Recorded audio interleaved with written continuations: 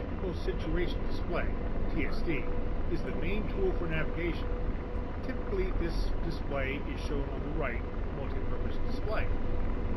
Under the right multi-purpose display, press the TSD. The default TSD setting is Tactical Symbology superimposed over a navigation chart. The navigation chart display is very useful. However, for clarity, in this training flight, we will use the digitized elevation map. Press push button B4 map. Then select push button L2 type. Chart. You are presented with 4 options: DIG, chart, SAT, and stick. When ready, press them. To select digital map, press push button. Optional, to give the chart contour color, press push button L4 color band, then push button L4 again, ELEV. When ready, press the spacebar to continue. Next, to adjust the information shown, press push button T3 show.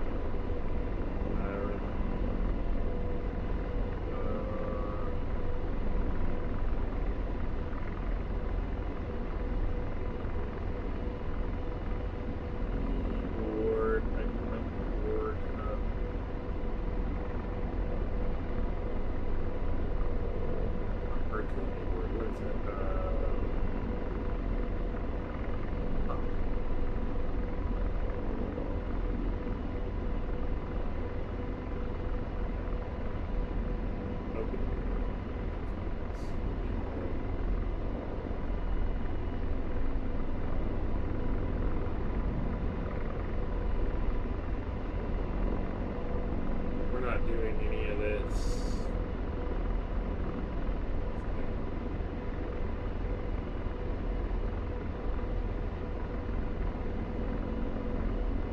Let's shit off for a second.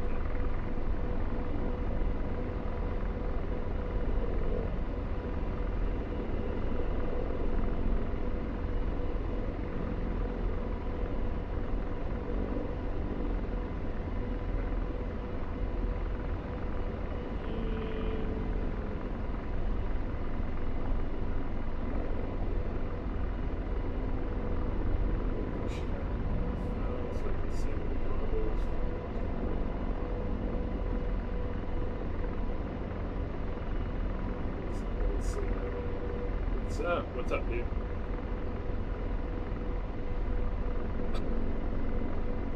Alright, just information show, top 3.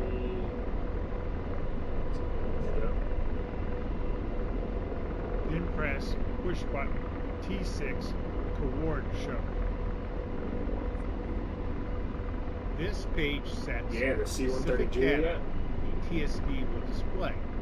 There's control measure points, friendly and enemy unit locations, planned threats and targets.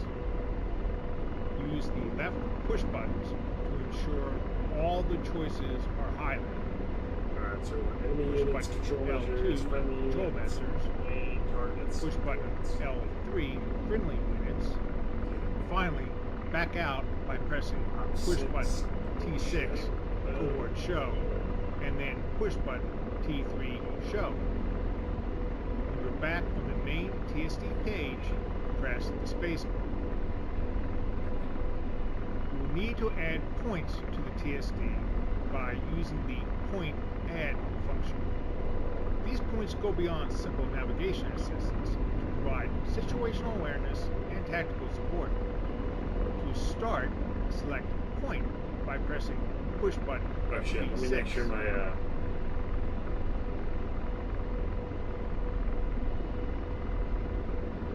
application audio gets to see the helicopter.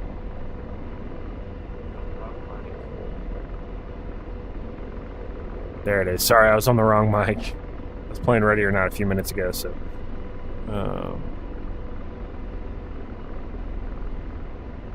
Let's move the view up a little.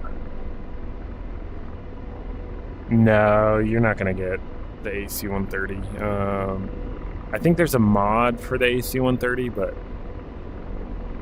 I could be wrong. Okay. All right. Looking good.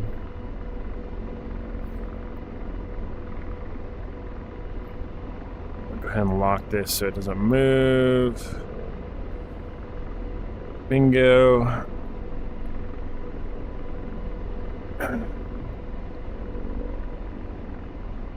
Alright, these points go beyond simple navigation assistance to provide situational awareness and tactical support. To start, select point by pressing push button bottom 6. Okay, point. Points are divided between 4 types.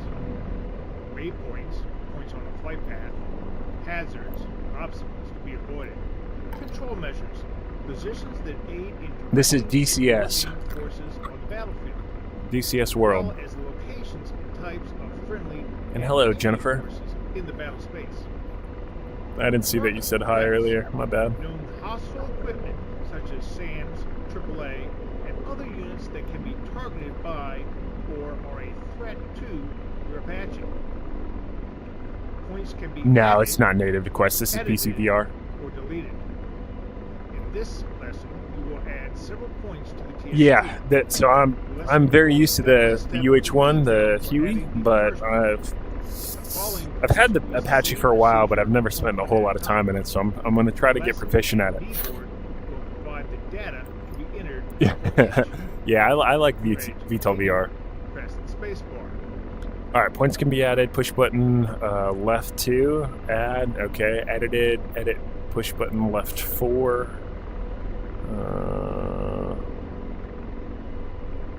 Or deleted. Push button L5. I think those are wrong. 3 and 4. Anyways. This is DCS World. Each point has an We're in a training mission right now. We're trying to figure out how to use this TSD. press push button key 4 As well as a ABR. unique press push button top 4 ABR to bring up a list. I'm fantastic. How are you? Alright, ABR, which I don't know what that stands for. Does it say? No. Oh, abbreviations. Okay. The first point entered should be the home airfield or FARC. You are at an airfield. On the right side of of the ABR, page 1. under General Control Measures, find Airfield General. The Airfield General, AG. AG. Press Okay, so we can see that. It says right there. key 4 ABR to back out, then press the space bar to continue. To enter this point, begin by pressing push L2, button. so left side Side of the display. There are now 4 selections. for the types of points. Waypoint, WP, HC, countermeasures, target. and TG. An airfield is a control measure, CM. To set the identity code, press push button L1. L1 The Ident. display of the keyboard unit, KU, will show ident. Okay, so we need to.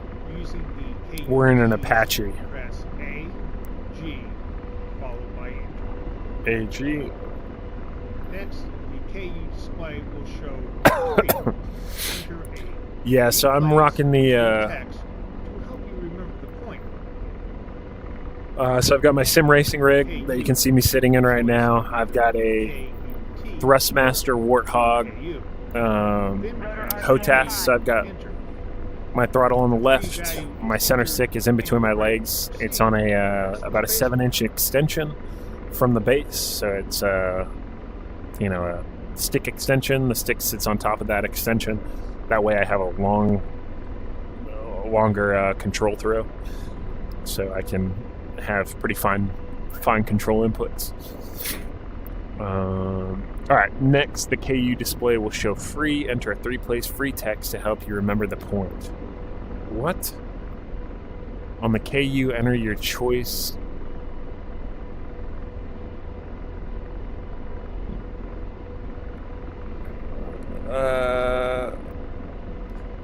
He said not HOTAS. It is HOTAS. HOTAS stands for hands-on throttle and stick.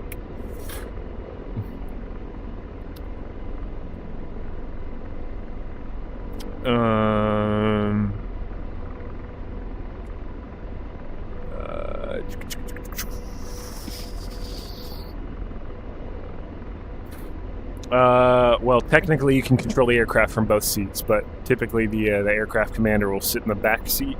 That's for any tandem seat helicopter, where you sit front and back, which in the United States, you're pretty much, it's either the Cobra or the Apache. Aircraft commander sits in the back. The gunner or the co-pilot will sit in the front seat. All right, on the KU, enter your choice of either KUT or GKU. All right, we'll throw in K. It's not working. KUT for Katasi. Enter. If you make a mistake, use the backup backspace. Move the cursor back. When the free value is entered and you're ready to proceed, press the space bar. Okay, we did that. The KU display now shows MGRS coordinates, starting with the square identity code KM. Yeah, that'd be dope. Followed by 8 digits. The blinking cursor. All right, Dennis, we'll catch you on the next one, buddy. The center of the airfield is KM 9197-7258. Ground elevation is 148 feet. MGRS square code KM is showing and is correct. The KU enter 9197-7258 and then press enter. All right. Successfully done this, press the space bar to continue. The center of the airfield is KM 9197-7258. Oh shit. K. Okay. Lat long 38CK. 9197 9197 7258 7258.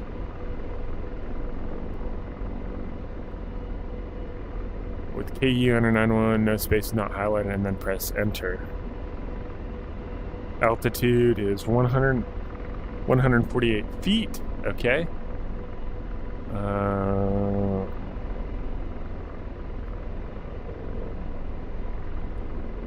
Alright. So we've done that. The KU display now shows the elevation On the KU and press enter. 148 feet. On the KU, Boom. press enter. Okay, so we've done that. Looking at the TSD, you will notice that the symbol for AG has appeared in front of your position, along with the 3 code you gave it. Press the spacebar to continue. Looking at the TSD, you will notice that the symbol for the AG has appeared in front of your position. Has it? I don't see AG anywhere.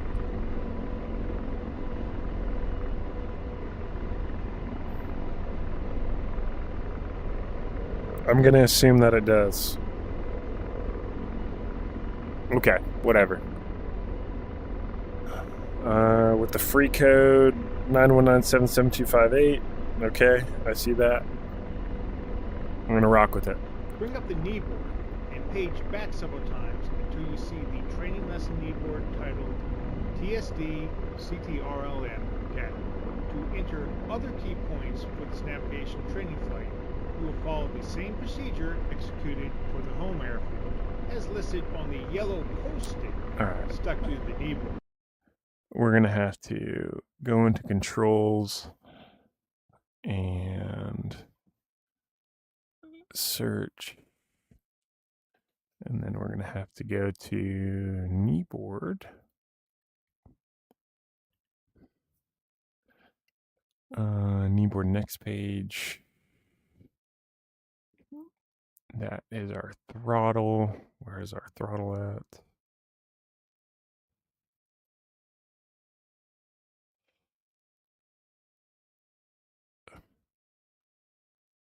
Throttle, next shortcut. What is that? Kneeboard on off. Okay, that's that. I think this is my next page. Okay. Throttle. Previous page. Boom. Boom. When you're ready to begin entering the remaining points, press the space bar to continue. Alright, so we have to enter all of these points. And enter the other key points for the navigation training flight. You will follow the same procedure executed for the home airfield as listed on the yellow post-it stuck to the knee board. I have no idea how to find DCS friends. I haven't played with anybody else in DCS, so I'm the wrong person to ask. TSD point add procedure. Okay. Point page B6. Alright. Boom. Add L2. Point add L2. Boom.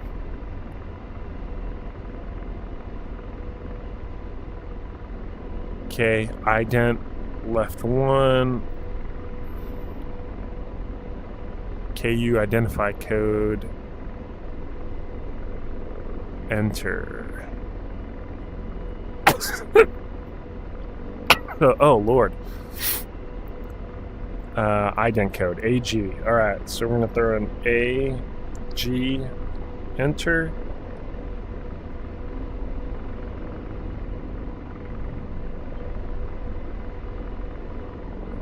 Alright, 3 place enter. G.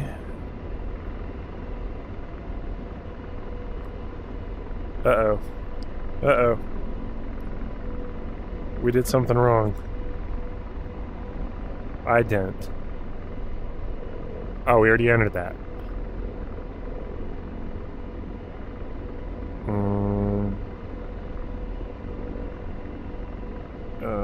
That's a countermeasure. FC.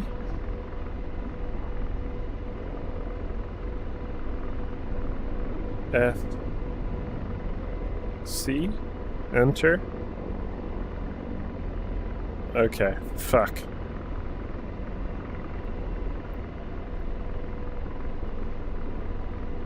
Ident.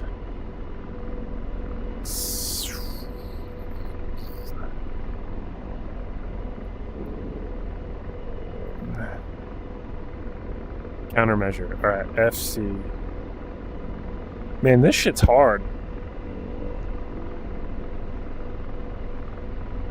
Alright, free code. GUL. BUL. Enter. Alright, 8443. 8443.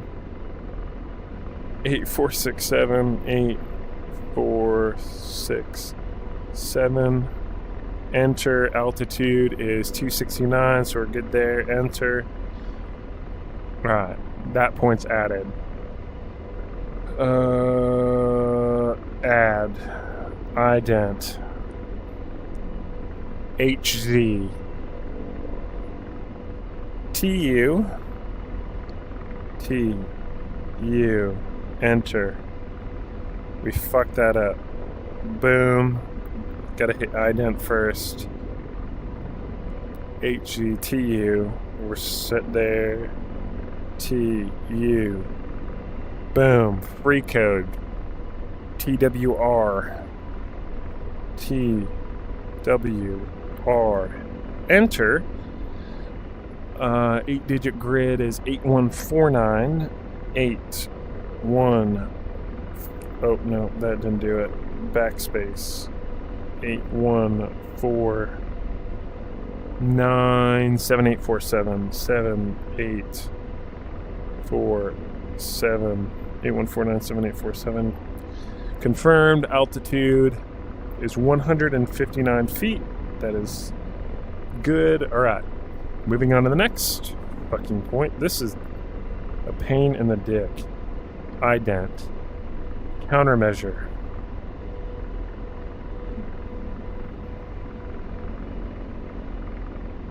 AM. Yeah, this is all shit that you would want to do on the ground before you take off. Or you have your co-pilot enter this shit. Bravo, Charlie, Oscar, enter. Lat long, 8513, 8513, 8067, enter. Elevation is 212 feet. Bingo, bongo, bango. Add, last point. That's a target. We're going to highlight target. We're going to click identifier. We're going to put 13 as our identifier. This is DCS World. Boom. Free code. SAM. Alright, so we're inputting a surface-to-air missile. That way we know where it's at. Boom. Lat long.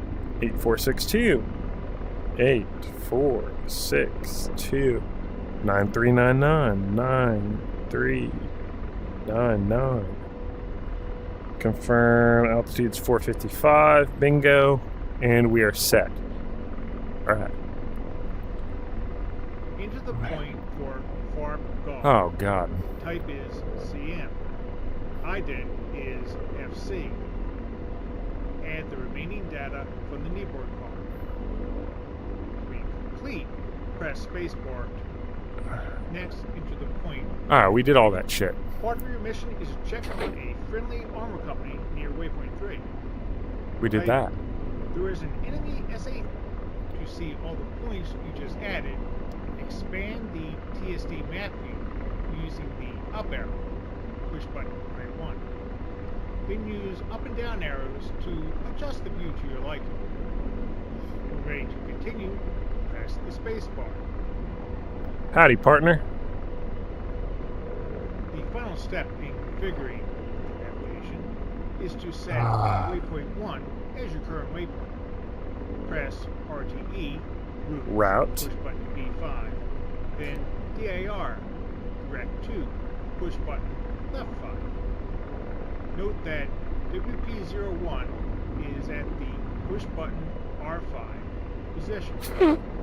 Press push button R5 to set WP01, then back out to the main TSD page by pressing RTE again.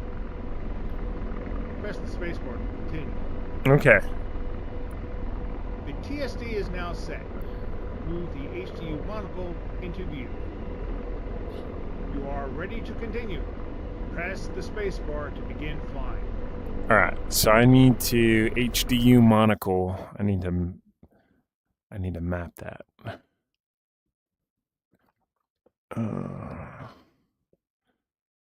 Monocle. HDU. Oh, Lord have mercy. Helmet. Golly, friend. Playing DCS right now. Helmet. That's not it. HDU. That's not it. Monocle.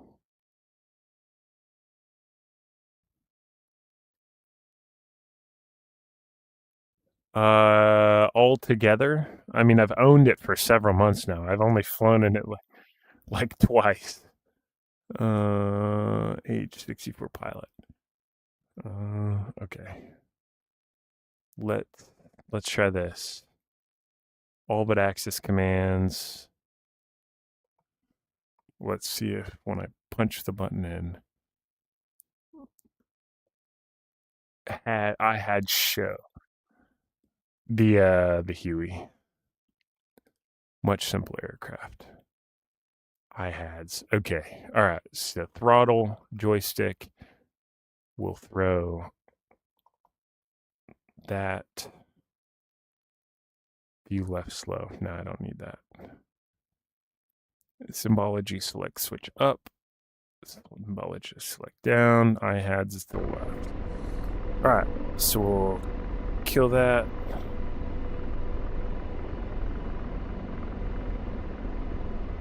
Alright, so our iHads is now visible.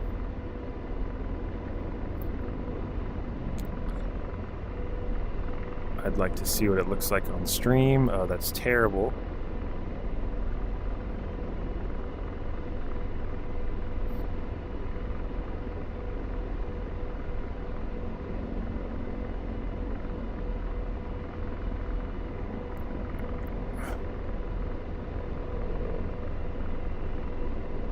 It looks great on TikTok. On Twitch, if you're watching on Twitch, you can... It's, this is horrendous.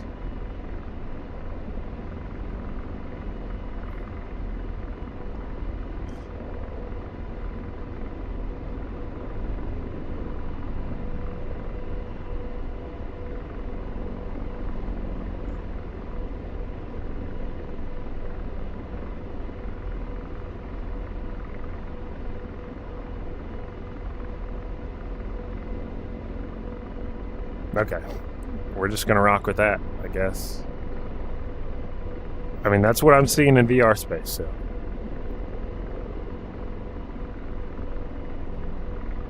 Alright. Head straight for waypoint 1. On the HDU, the navigation Fly 2Q, the home plate symbol, is straight ahead.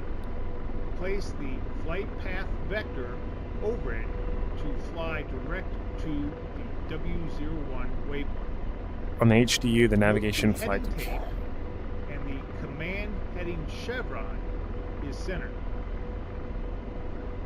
W01 distance, time remaining, and ground speed are at the bottom left of the HDU. Remove this message by pressing the space bar.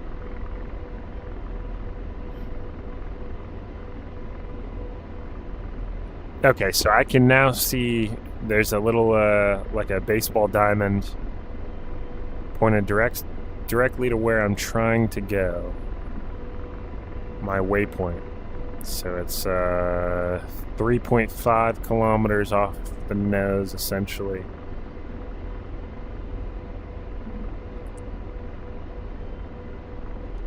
The home plate symbol is straight ahead. Place the flight path vector over it to fly direct to the waypoint 01.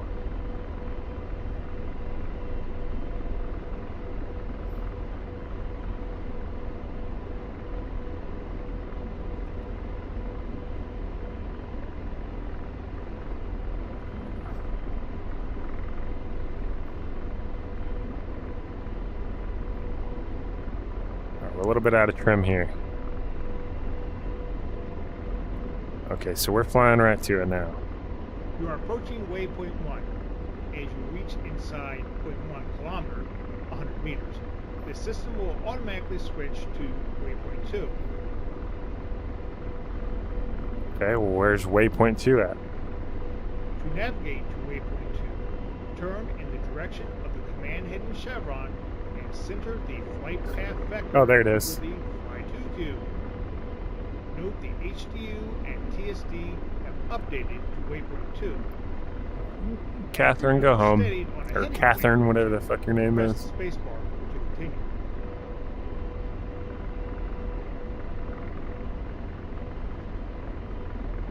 Center the flight path vector over the Flight 2Q. Note the HDU and TSD is updated to waypoint 2. Okay. 102 knots, 6.2 kilometers. So time of flight is in the bottom left of that symbology in that green. You see W02 for waypoint 2. You see 5.4, now 5.3 kilometers for distance 2. That number 114 is my airspeed, and the time 125 is how much time it's going to take to get there.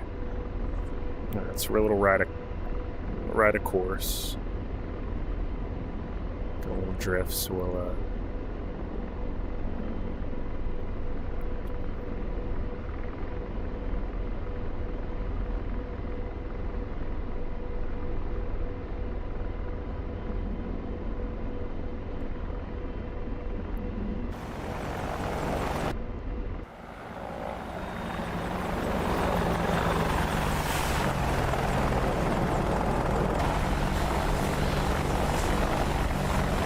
Well, that's disorienting.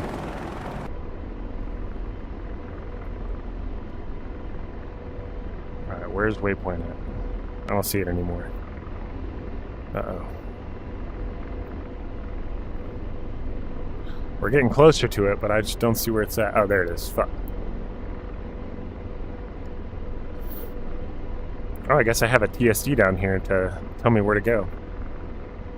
As you near waypoint 2, you should notice a hazard point labeled H04 on the TSD. This is the radio tower. Okay, so I see the tower to my left. I can see it on the map, that yellow chevron 04. Head to waypoint 3. Alright, I see waypoint 3 off there. Jackson, thank you for the follow, man. I appreciate it. Speaking of which, Jackson, you reminded me.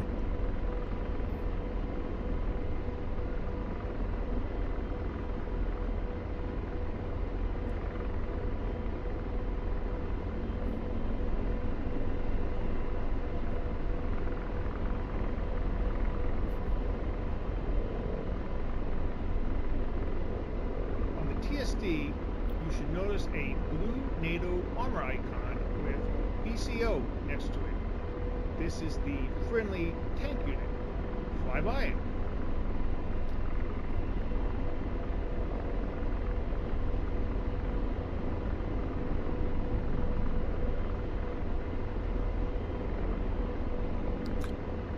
Alright, so we're flying to a friendly tank unit currently.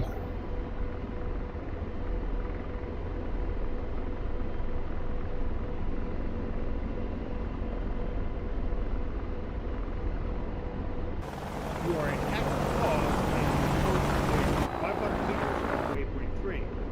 The next step is to fly to Farp Gulf.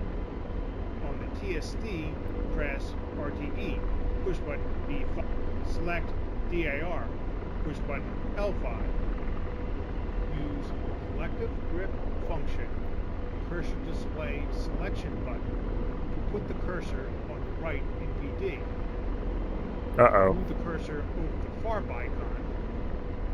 Press collective grip function, cursor enter to select Farp Gold as your flight to point. Cursor enter. When you have accomplished this, press the spacebar to continue. Collective grip function, cursor display. Okay. These are all things that I don't have currently mapped.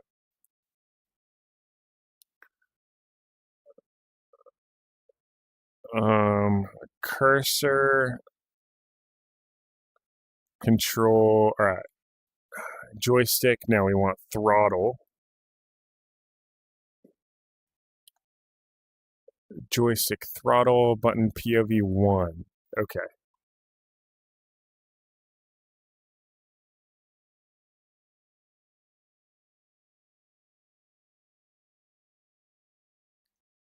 Okay, now that's not going to work.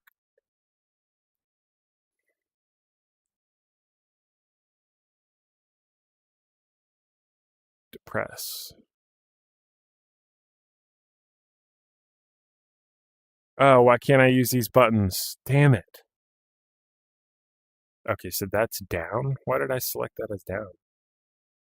Oh, up, down.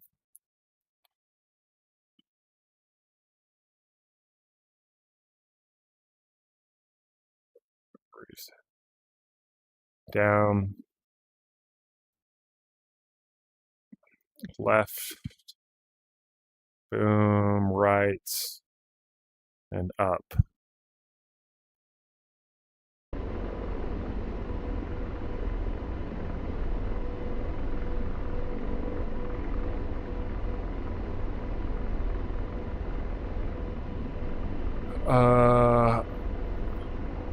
Cursor display selection button.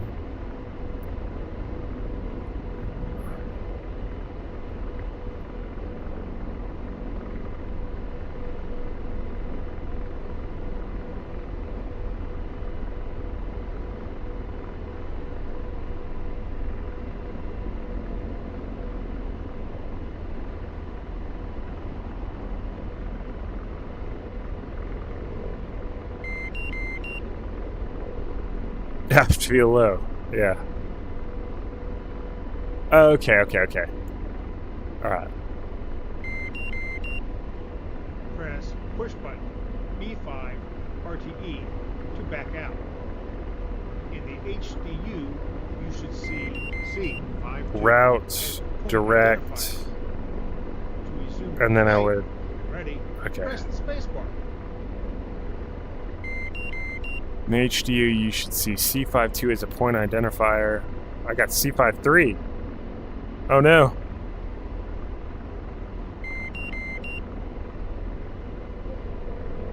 Uh-oh.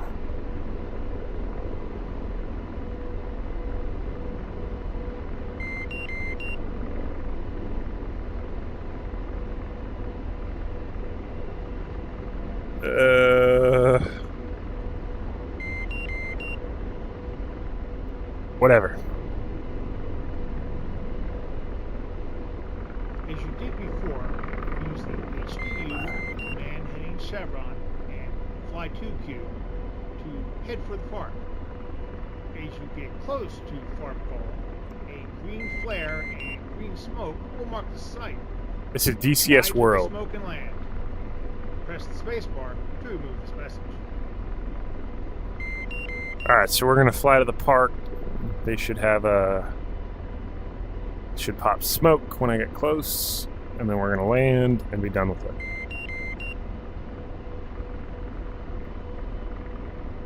This is PC only, correct?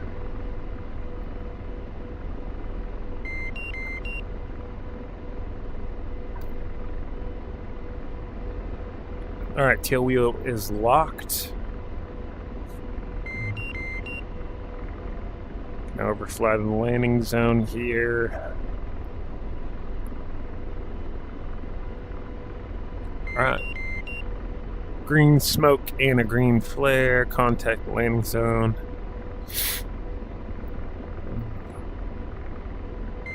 Do a left 270 to the zone. You have successfully flown a simple navigation flight aided by points you added to the TSD. Press escape to end the flight here, or continue flying.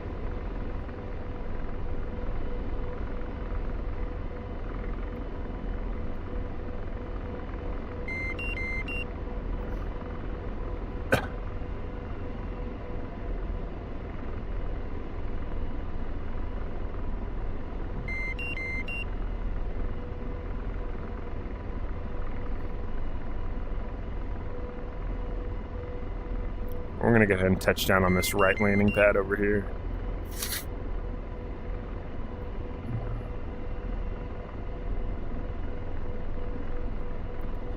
Yeah, but that's the allure of VTOL VR, right? It's got so much functionality, but the graphics are, kind of dumbed down to be able to be accessible to a lot of people, right? Regardless of your computer specs. All right, we're a little forward of the landing zone here, so we'll kind of, there we go. Shift left.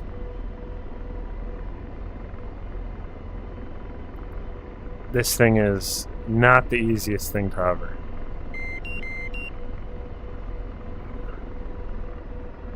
All right, brakes are in. Okay. Well, I don't know if I can say that I've got a good grasp of. Yeah, I mean, for what VTOL is, it's a fantastic game. I love VTOL VR. I haven't played in a long time, but it's pretty fucking awesome. I don't fly a whole lot of fixed wing, but in VTOL VR I did. I got into flying fighters quite a bit. But helicopters will always have my love and my heart. Oh, it's fall time. Oh, it's probably been a year. All right, so we're going to figure out how to use this 30mm chain gun. Ooh, we're in the gunner seat this time. AH-64D basic 30mm gun area weapon system employment. You begin in flight north of Katasi Air Base at 500 feet AGL. you're in active pause. This training will be performed from both the pilot and co-pilot gunner positions. When in the CPG position, you'll use the George This is AI to DCS. fly the aircraft while you engage targets. Unless otherwise indicated, most highlighted button presses and spacebar presses will immediately forward the lesson to the next step. On your first time through the training, it is recommended that you listen fully to each set of instructions before taking the action that will move the lesson forward. When ready to continue, Alright, let's do this. survey the co-pilot gunner cockpit. On the left, You should get MPD, Flight Sim. you What is should Flight see Sim? The weapons page. On the right MPD, you should see the TSD. On the left. On the Alright, HDU, I got the weapons page. the lower left The corner TSD. shows C-HMD, co-pilot helmet-mounted display. The lower right corner shows. Oh, I have this. Microsoft Flight Simulator. I If bought it day everything is one at release, satisfactory, but press the space bar. I wasn't a to huge continue. fan, but I might need to get back into it. Alright, so my HDU, which is my helmet-mounted display, in the left corner it says CHMD, co-pilot HMD. Lower right corner says FXD, for fixed, I guess. On the Probably, front the console, gun's probably fixed. toggle the safe arm button to arm. Next, waz up the gun. TDAC left It was certainly hand grip. ass at release. was I think up. they've improved it a lot, but I have no idea. Next, was up the gun. TDAC left hand grip was up. Was up.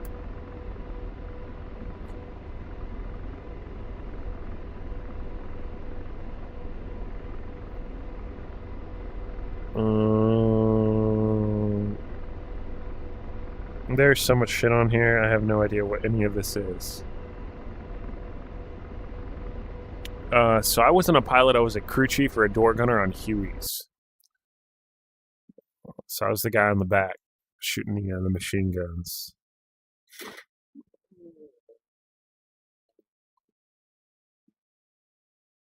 Alright, let's look for TDAC commands.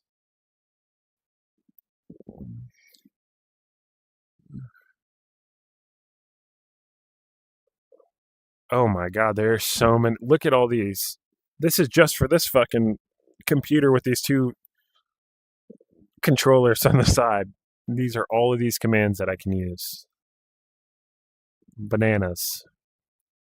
You would almost need like a actual TDAC to actually, I don't know, man. This is wild. Alright, so he said waz up the gun, which is, I don't,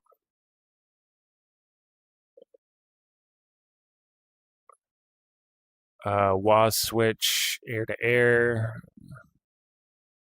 WAS switch.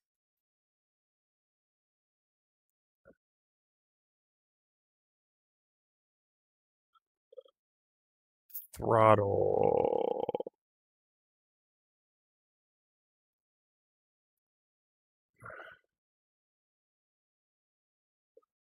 I don't really have any other directional switches on this bad boy.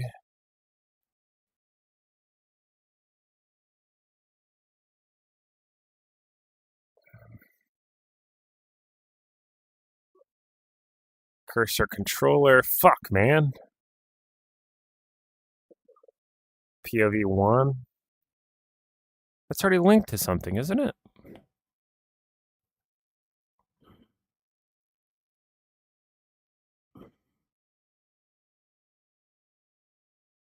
No? Okay. Well, fuck it. Let's rock this. Alright, so up will be gun. Down will be rockets. Left will be missiles. So air to ground, and then air to air. I guess if we have air to air missiles on here, we'll go right. Was up. A glance at the left MPD will show the gun is armed to be fired from the co-pilot gunner position. Okay. Finally, Check the left side of the weapon page to see burst limit is set to 10 rounds. 10 rounds. Okay, Press got it. Spacebar to continue. Alright, so we are armed.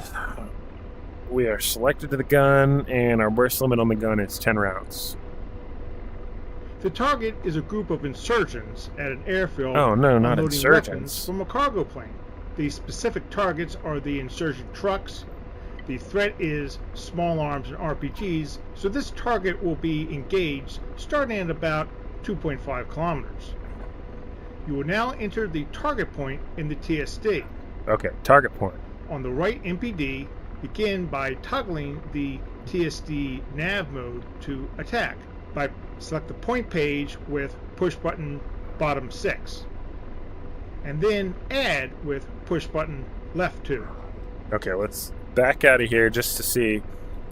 Alright, phase and nav. So there's 2 phases, nav or attack. We're in attack mode. Point. Toggle the cursor to the no, TSD not all the time. and move the cursor over Especially the if target area you're doing close air in the support, pop-up right? graphic.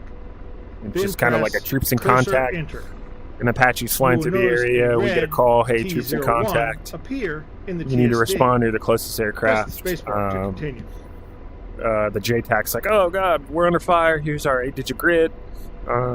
Troops in the open, north of our position. Here's their estimated grid. You would punch that in. Boop, boop, boop, boop, boop, boop, boop. Our FLIR would cage to that. And then, depending on how far we are, we would roll in for an attack. Alright, toggle the cursor to the TSD. Okay, toggle the cursor. I think I remember how to do this. Okay, bingo. Over the target and move the cursor over. No. I don't think there's ever been a broken arrow since Vietnam. As shown in the pop-up graphic, then press cursor enter. Alright, so we are looking for an airfield. We'll zoom in just a wee bit, laddie.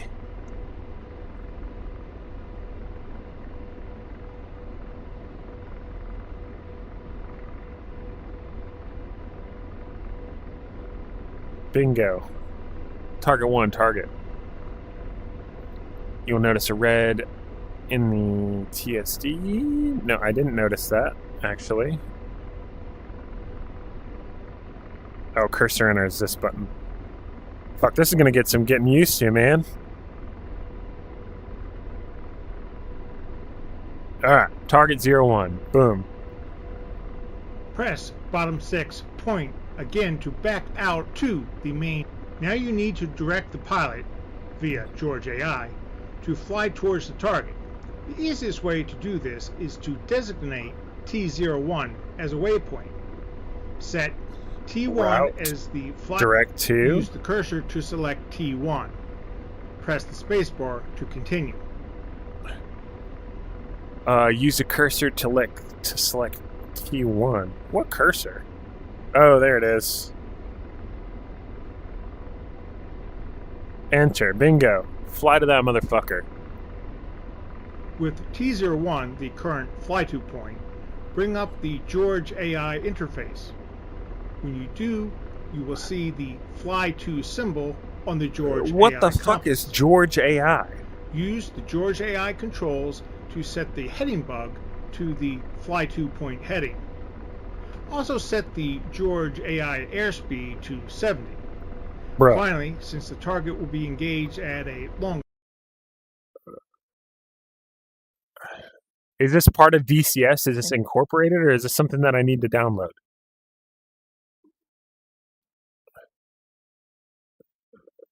Alright, George AI helper interface show hide. I guess that's a button that we need to cage. Autopilot engage, disengage button. Am I going to use that? You know what? Let's.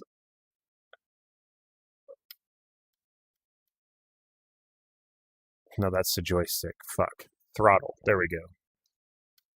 There we go. There's George. Range, ensure George AI altitude is between 750 and 1,000 feet AGL. When you have accomplished these functions, switch back from the George AI interface. Okay, now how do I change When George? you have returned to the normal cockpit view, press the spacebar to continue.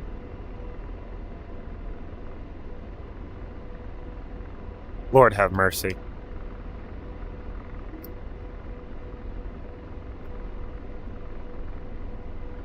Okay, I see George.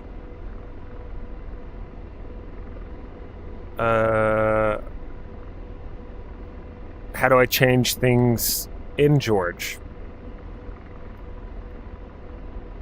This is so convoluted. Request aircraft control.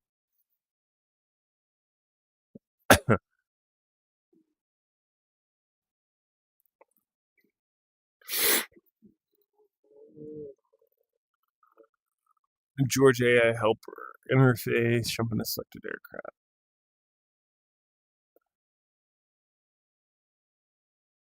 Does anybody know how to change George?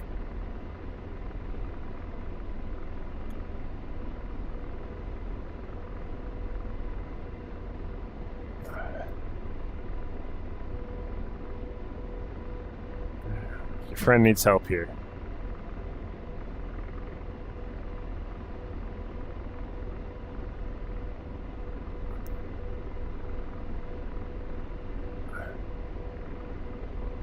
Fly 2 symbol on the George AI compass.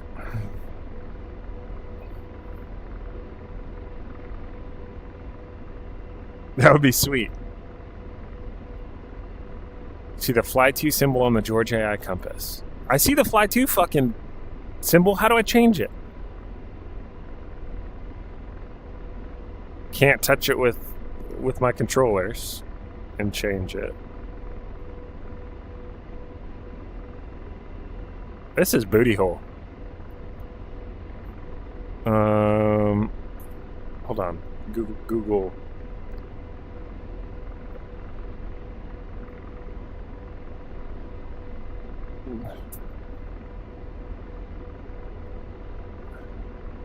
DCS George AI VR.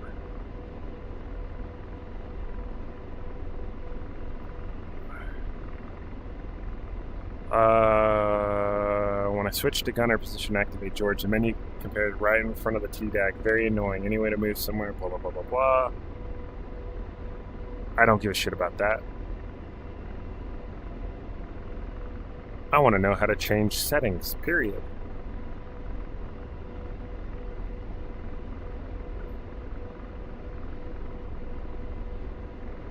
I can no longer move my camera to look around. Anyone have any ideas what may be conflicting?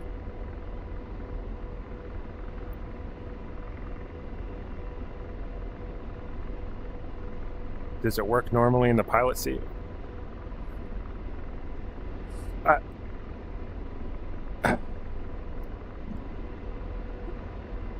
I didn't know that there was a Ready or Not creator event in the first place.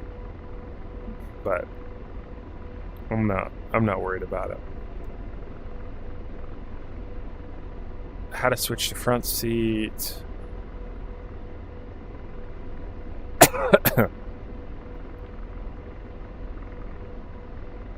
Increase airspeed.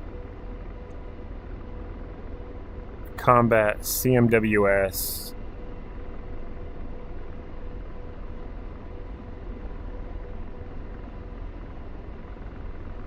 DCS George controls.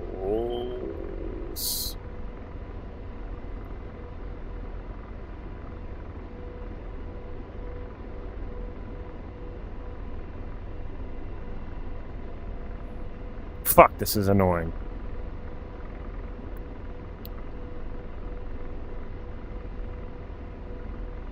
Alright, let's try arrows.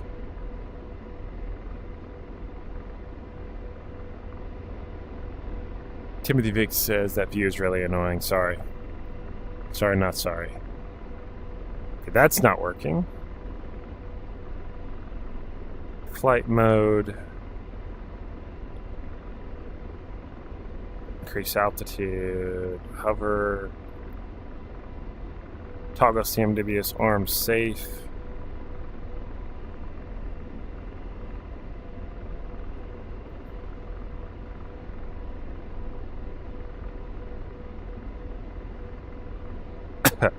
Man, this fucking sucks.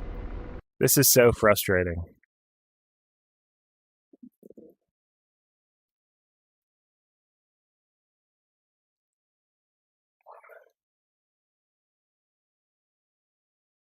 Oh, AI George. Oh, perfect. Okay, now we go. All right. George, up, down, left, right. I don't have really a good.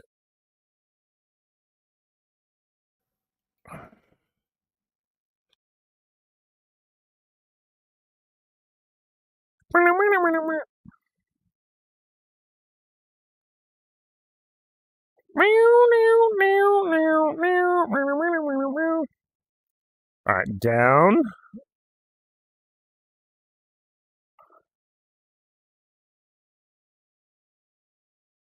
Let's see.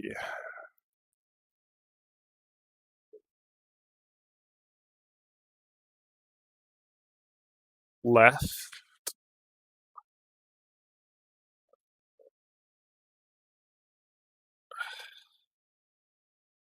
Down. Right. And up. Okay, let's see. Let's see how this works. Copy. Enter location. On course. Rolling out. Rotor RPM 5. Okay, I'm changing shit. I have no idea what. Rolling out. On course. Roger. Aligning. Alright, set ground speed to 70. Copy. At requested. Roger. Aligning. Switching. Copy. Slowing down. To the fly to point. On course. Copy. Enter location. Copy. Enter location. Copy. Switch. Copy. Speeding up. Switching CMOS to auto. Fly to. Switching. Rolling out. Roger. Aligning. Rotor RPM 5. Rotor RPM 5. Rotor RPM 5. I'm not tracking this whole thing. Left, right, up, down. Rotor RPM 5. Rotor RPM 5. Rotor RPM 5. CMOS is safe. CMOS is on. Rotor RPM 5. Rotor RPM 5. Rotor RPM 5. Rotor RPM 5. Rotor RPM 5. Rotor RPM 5. Rotor RPM 5. Fuck, I forgot what I said. Rotor RPM 5. Rotor RPM 5. Rotor RPM 5. Rotor RPM 5. Oh, there it is. Rotor RPM 5. Rotor RPM 5. Rotor RPM 5. Rotor RPM 5. Rotor RPM 5. Rotor RPM 5. Rotor CMOS is RPM safe. 5. CMOS is Rotor on. RPM 5. Rotor Switching RPM 5. CMOS to auto. Copy. Rotor RPM Roger. 5. Aligning. Rotor RPM 5. Excuse me. Alright, George AI. Doesn't sound like it, does it? George AI helper. Search.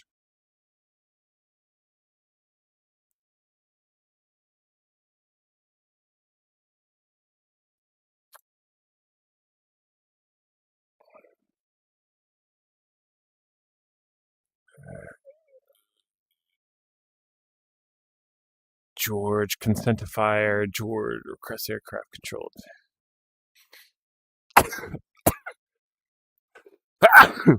Excuse me.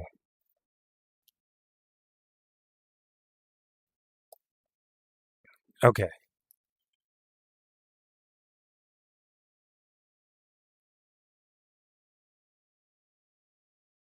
General search.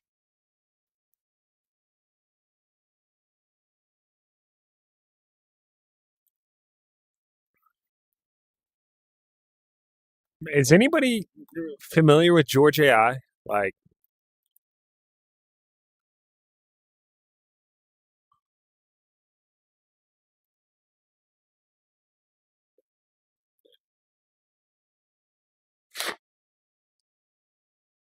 oh, about to sneeze again. I've got a RTX 4090 and a Ryzen 9 7900X CPU.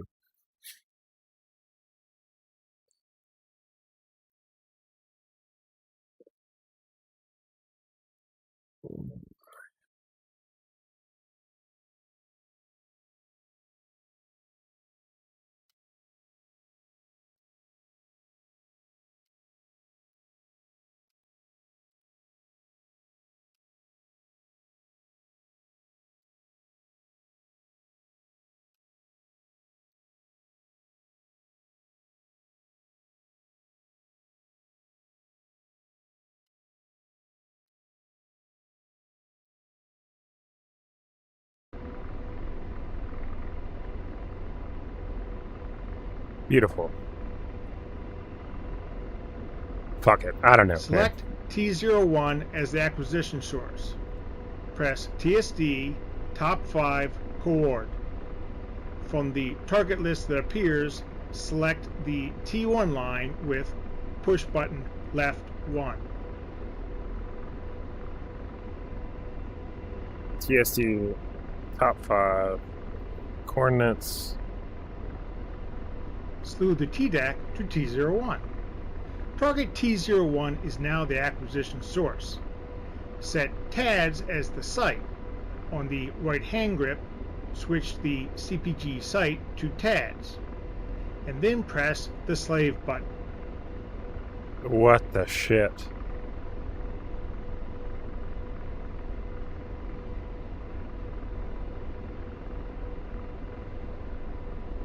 This will shift the TADS view to the target area.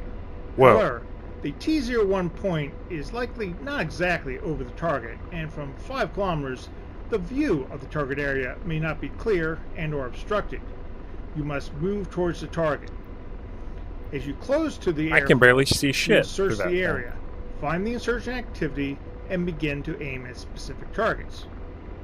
When you're ready to fly and begin the attack, press the spacebar.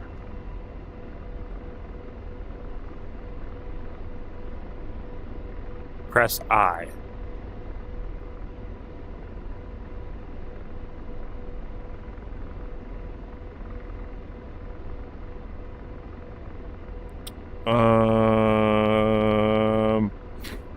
I wasn't a huge fan of it. There was just so much going on, and I wasn't into the whole electronic warfare shit. But if you're into that, by all means.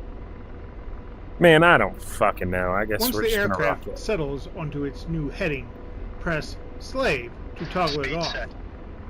Use the right hand grip manual tracker button and left hand grip zoom buttons. Search the area near T01 until you find the C-130 and the insurgents unloading it.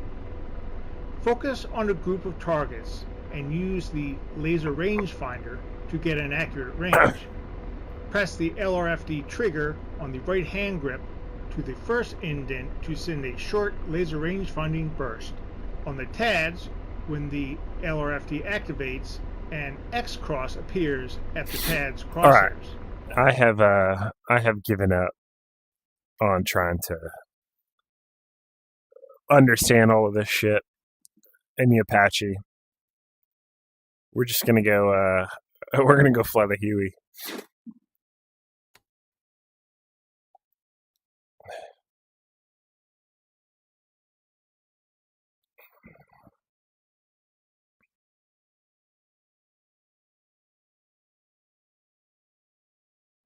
Jetborne Racing. What is that?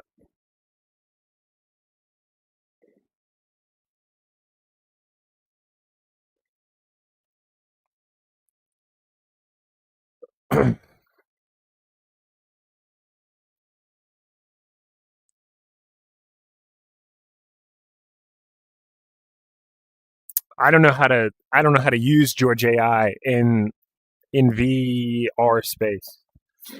And I was trying to find the VTOL VR Racing, huh?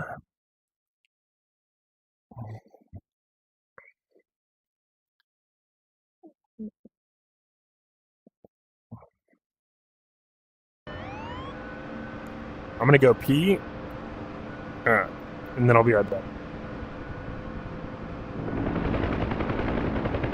Hello, Sheriff. Good morning, officer. Wait, just let me put on my intercom. No problem. Okay, I've got it. Now I'm going to turn on the rear workstation.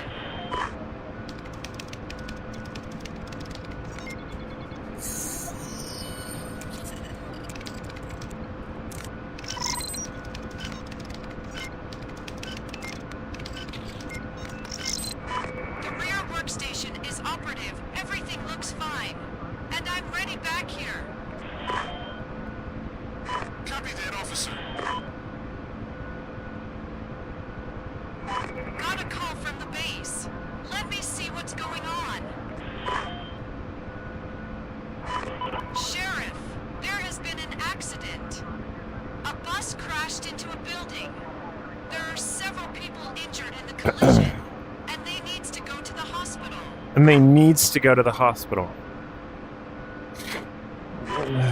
Let's go there and help them. Yeah, dude, you need to be in the back seat and let me front seat it and talk me through all that shit.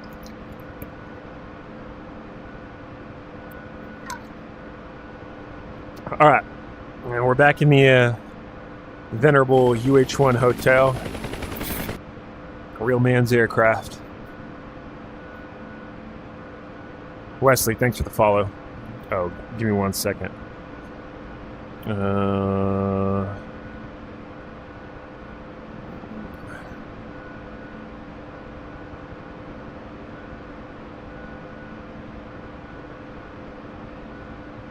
Hey, yeah. No. I've worked on both. I was a crew chief on the Huey and then joined the National Guard and was a crew dog on Blackhawks. And, nah, man. Not only is the Huey just badass with the skids, but it's got all the history behind it. The most notable combat aircraft probably in the world. We're a former U.S. Marine pilot because I can't tell because of the... Are you asking a question? I don't know what exactly. This is the Syria map. So we're doing... This is a mission. It's more like a campaign, kind of a never-ending campaign called I Love This Job. And it's kind of a civil service. Like we're a sheriff's department helicopter pilot. So we fly around doing kind of civil type stuff. No guns or anything like that, but it's fun.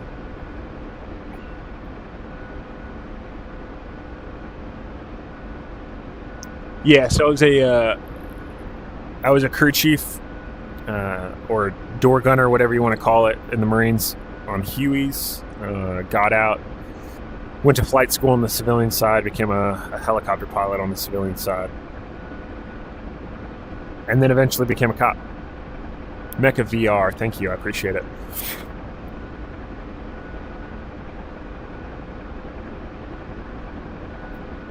Alright, contact the landing zone. We've got a bus crash into a building. Driver seriously injured. We need to take him to the hospital. Alright, overflying the landing zone. Marked by 4 tires right there. So we're going to do a right 270. Power's coming out.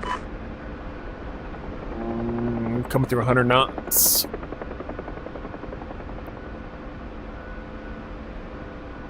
A slight descent rate right now. Slowing down. Contact these tall poles. No factor.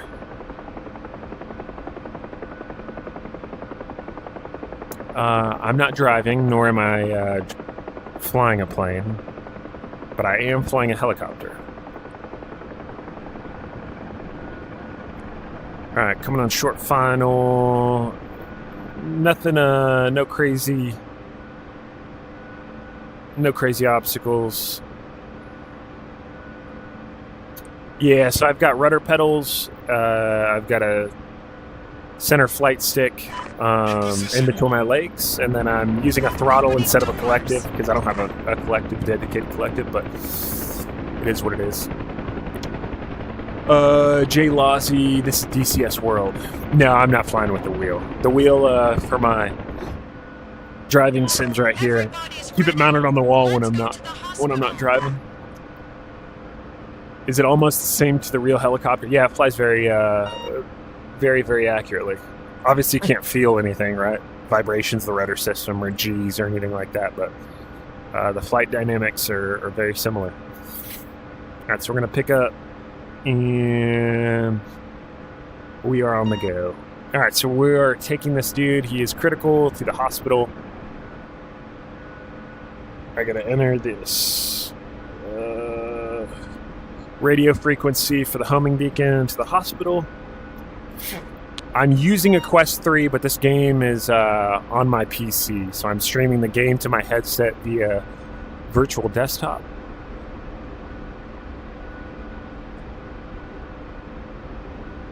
All right, gauges are in the green. We are sitting at about a little over 600 pounds of fuel.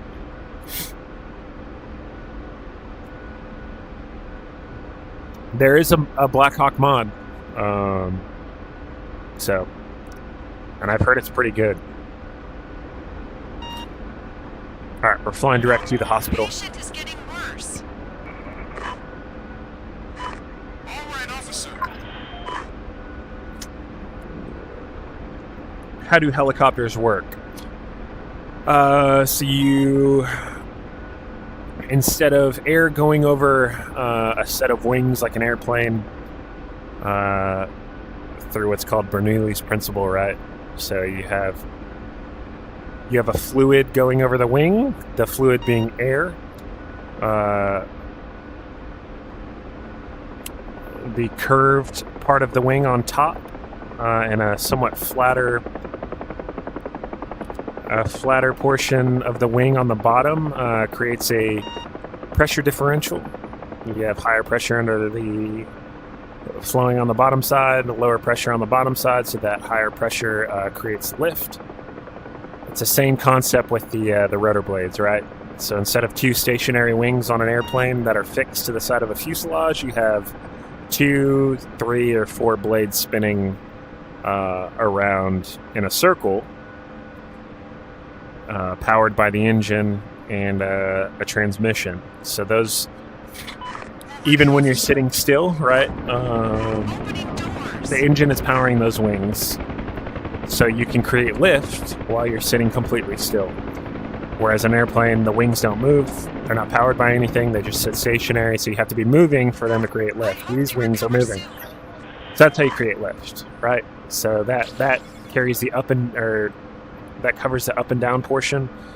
The more lift or more pitch that I add to the blades, the more lift it causes, right? So I can go up, I can go down. You have a tail rotor on the back, or anti-torque, an anti-torque rotor. Has two purposes. One, to counteract the torque of the spinning rotor blade, so that it keeps us sitting. I can sit straight and not have to worry about the torque of the main rotor spinning the aircraft out of control like this, right?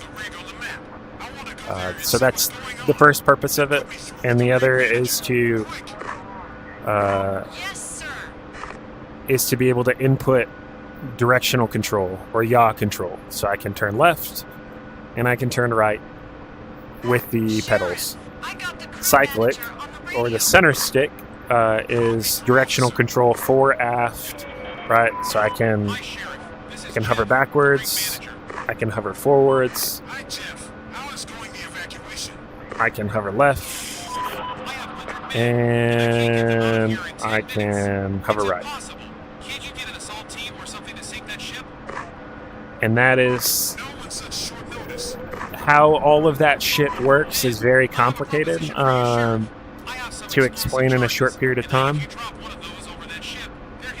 But essentially, there are control tubes that go from the center stick that you see in between my legs, this collective stick you see on the left. They go to what's called a swash plate. So it's a spinning, it's got an outer ring that spins and an inner ring that sits stationary.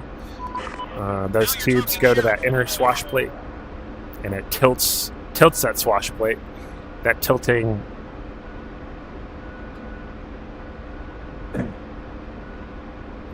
swash plate, right, also has control tubes that go up to each blade, which are either on a Black Hawk or other aircraft. It's called a pitch control link or a pitch control tube. When the swash plate tilts, it either causes more pitch or less pitch in the blades in a specific phase of the rotation of the blades, and that translates to fore, aft, right, or left movement. And that's kind of a dumbed-down explanation of how a helicopter works. Am I a chopper pilot? Yes. I am a rated commercial CFI and CFII in helicopters. Albeit, I haven't flown since like 20... I think my last flight was 2015. I got out of flying and got into law enforcement and haven't flown much since, but that's why I love DCS so much, is I get to fly helicopters and it doesn't cost me any money. Well, it does cost a little bit of money, but it doesn't cost nearly as much money as it costs to fly a real fucking helicopter. So we don't have an air support unit. We did, but there was one guy that started the unit. When he retired, they kind of did away with the unit. Roger that. There's a man waiting on the helideck with the charges. All right, so there is a Perfect. What about the terrorist ship? there's a terrorist group that hijacked a container ship. You can probably see it in a minute. Hijacked a container ship, and they are targeting this oil rig. They're going to drive that ship right into here. So we are going to this oil rig to pick up a set of explosives to drop on that ship to render it useless, so they can't blow up this blow up the rig.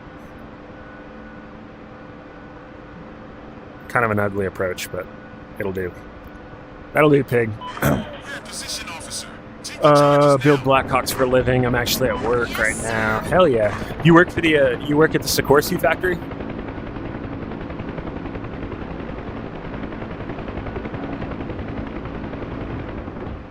I've got Hell the yeah, that's charges. dope. All right, power's coming in. What's the plan?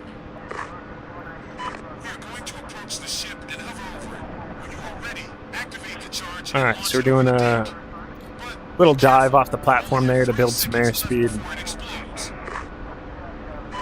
Roger that. All right, so the objective of this is we're going to hover over this ship.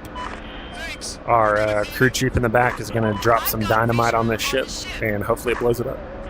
Roger that, officer. Have I played War Thunder? I have not.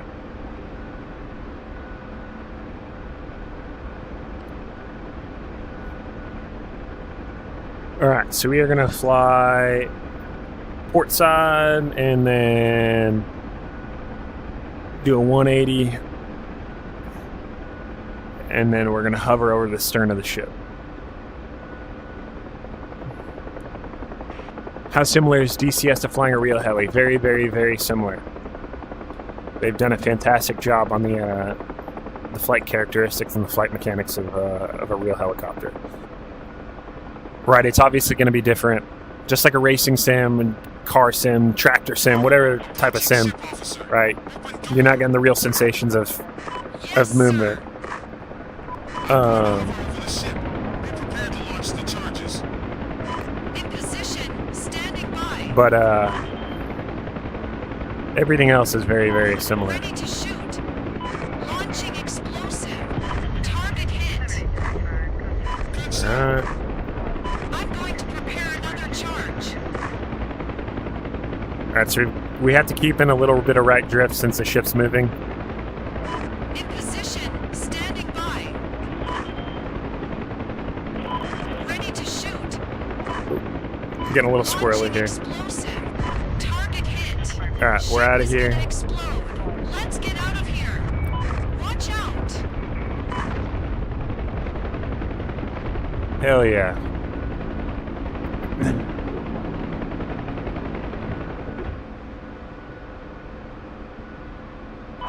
The charges seems to hit the right spot because the ship's is stopping.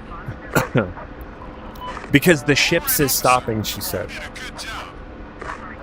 The AI voice lines in this make me laugh all the time. I still have I haven't watched Blue explosive Thunder. back here.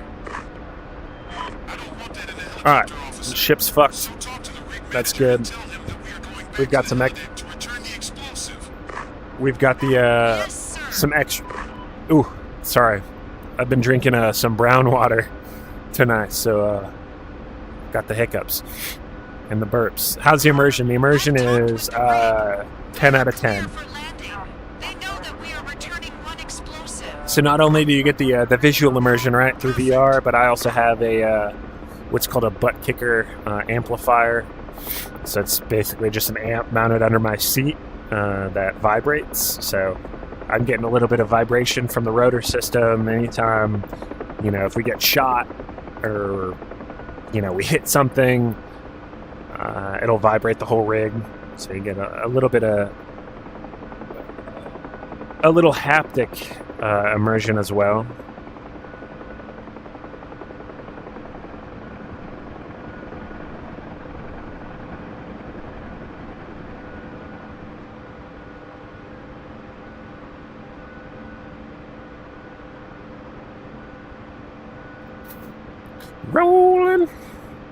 Rolling on.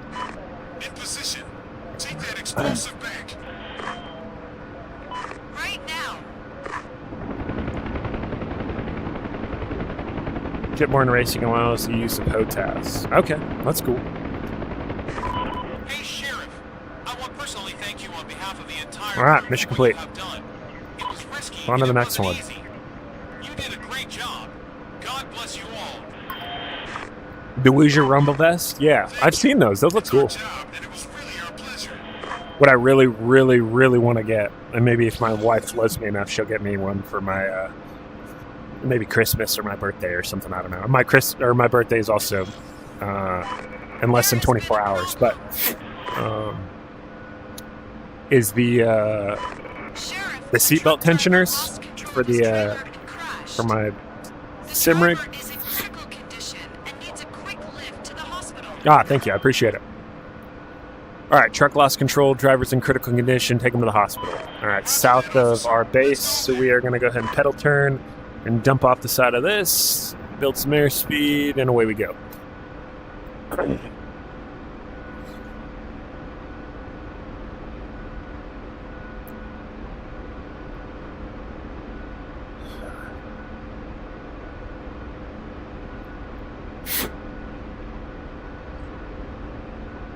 Max, what it do, buddy?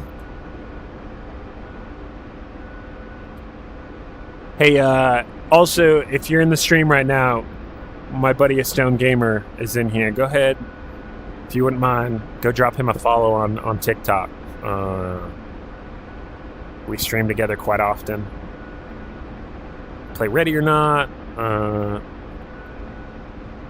Some other games too. We've been playing video games for what? Last 2 or 3 years now? So yeah, go give him a follow. I'd appreciate it.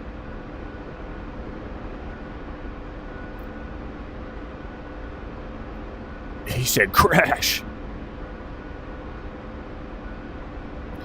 The goal is not to crash. Crashing is never a good time. Especially in a helicopter. Ask me how I know.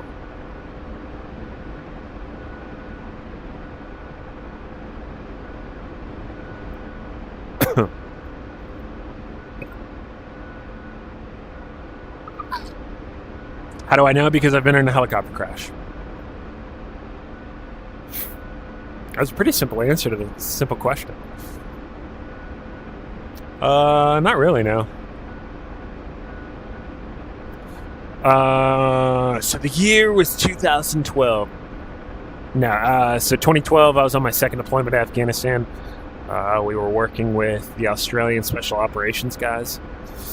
And we got tasked to do an insert. Roger that, officer. We got tasked to do an insert, the small sniper team on a ridge lawn. And it was at night, so we were under NVGs. We were in a AO that we weren't used to working in because Marines typically worked in the southern part of Afghanistan. We got tasked with working kind of the central part of Afghanistan, which is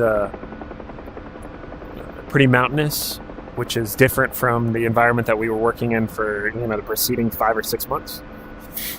I just saw the crash site. Where the fuck is? Oh, there it is. So, anyways, we pick up our guys.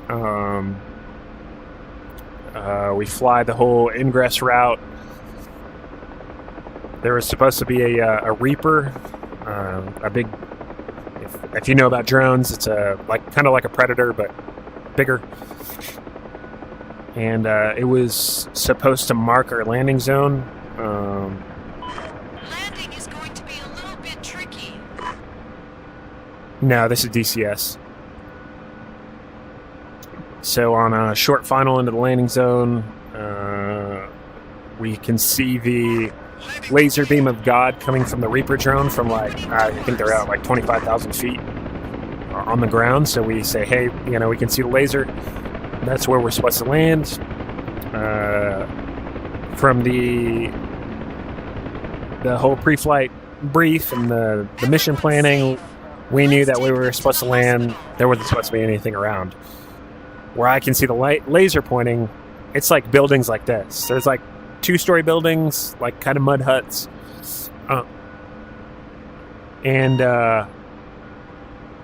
So immediately I'm like, hey, I don't know if this is the right spot, right? Because we're supposed to be landing on a hilltop with nothing around. Shit is getting worse. Understood. But we kind of, we're already starting to brown out. We're at a pretty low altitude. We've already slowed quite a bit. So we've kind of committed to this landing zone.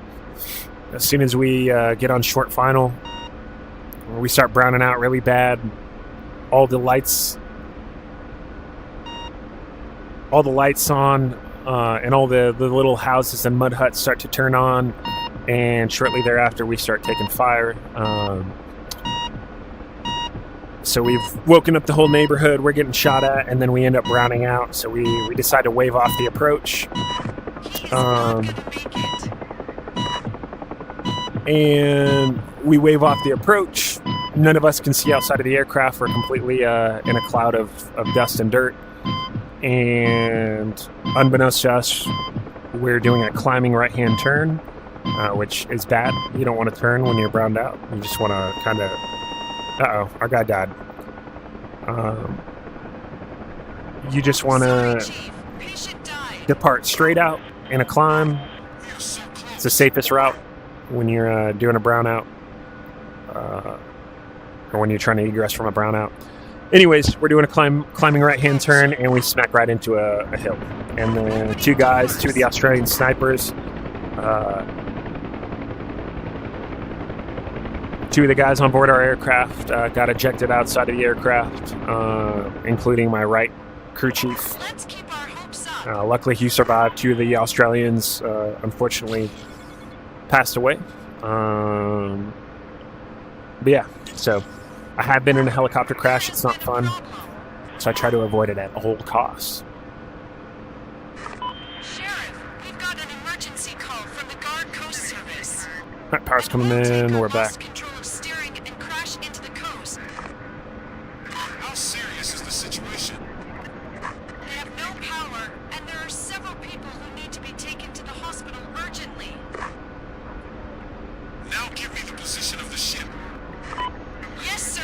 It's in the coast. I wouldn't say helicopters in general are scary. It's the mission sets that helicopters are tasked with that puts them in precarious positions, right? Airplanes have altitude for days. You know, if something goes wrong, you can glide quite a bit.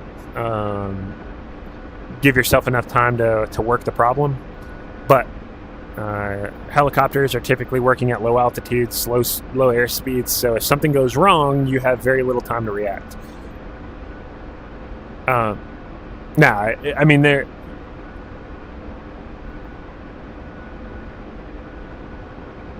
Yeah, I mean, helicopters are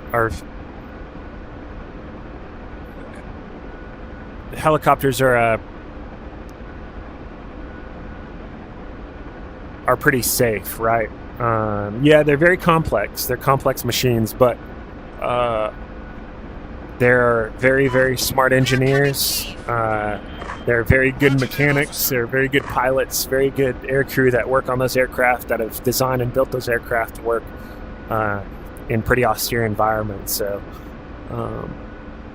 most every helicopter flying commercially or in a combat environment are very safe aircraft. I digress to I resort back to it's the mission set that helicopters are put in that cause, maybe not cause, but are causal factors in a lot of mishaps that occur, right? Somebody asked about the Black Hawk smacking into the airliner. What was that, last year or maybe a few months ago? That happens, man. It's unfortunate. I've seen a lot of conspiracy theories, you know, it was intentional, blah, blah, blah, blah, blah. It's complete bullshit, man. Right? Sure, yeah. And I don't like putting fault on, we just smacked her down.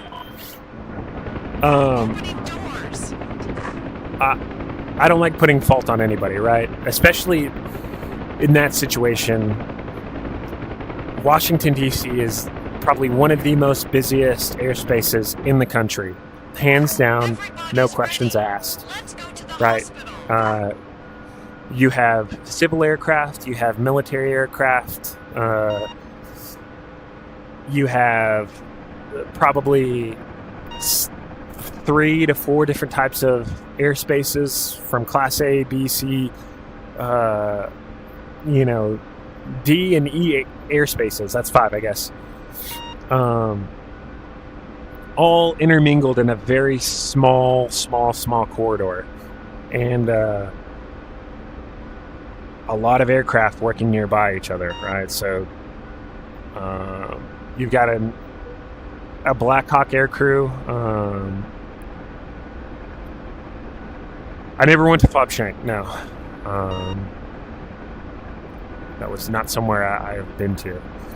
But you've got a military aircrew, right? That you have a pretty junior pilot, you have a more senior aircraft commander in the aircraft. But they're flying on NVGs.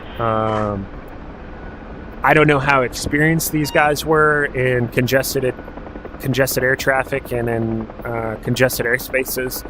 So they're probably hearing 10 million fucking different aircraft talking on the radio, which you're probably not used to. I don't know.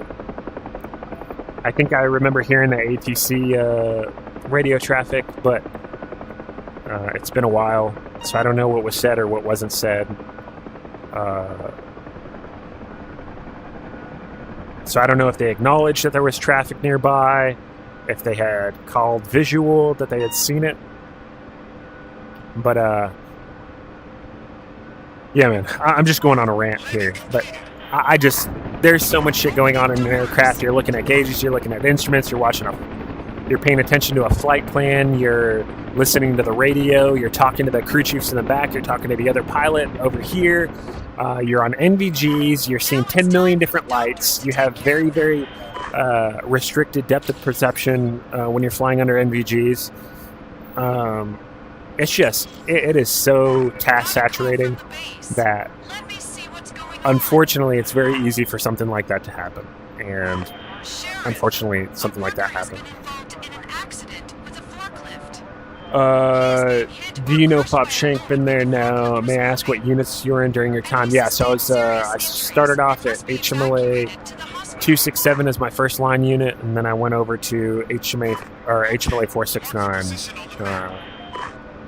to stand up.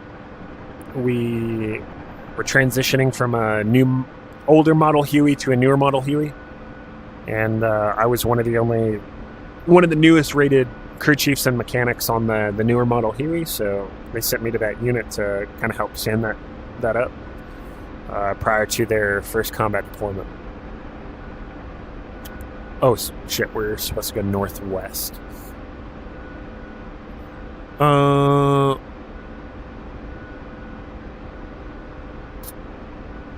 What type of weaponry did we have, for example? Are you talking about on the aircraft?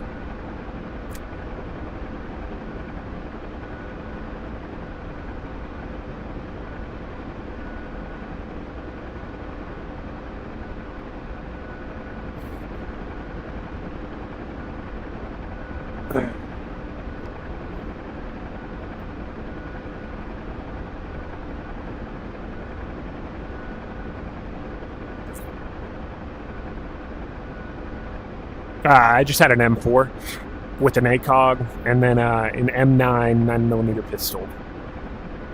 They're just kind of standard aircrew loadouts.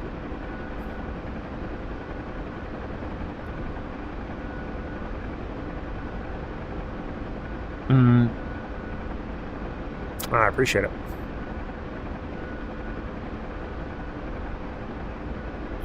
Sharing what happened after that. How did you make it out? Yeah, so I was on the left side of the aircraft when we crashed.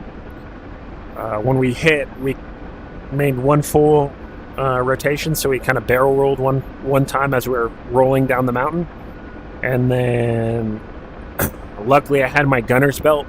It's kind of the strap that ties you to the aircraft. Mine was pretty tight, so it held me in the aircraft as we were rolling, so I didn't get ejected, thankfully.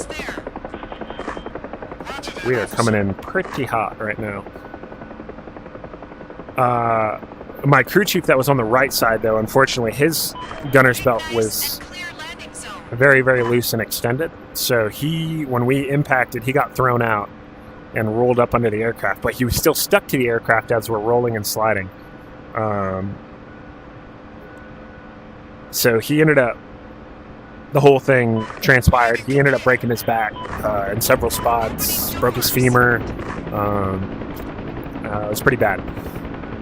But so I was stuck to the aircraft, but my leg was, so we've got what's called a DAS mount, a defensive armament system. That's what the machine gun sits in. It's got a pintle mount.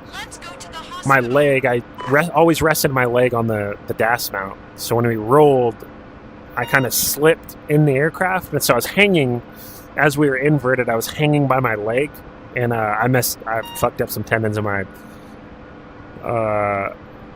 my knee and jacked up my back a little bit, but nothing debilitating. So I made it out pretty unscathed.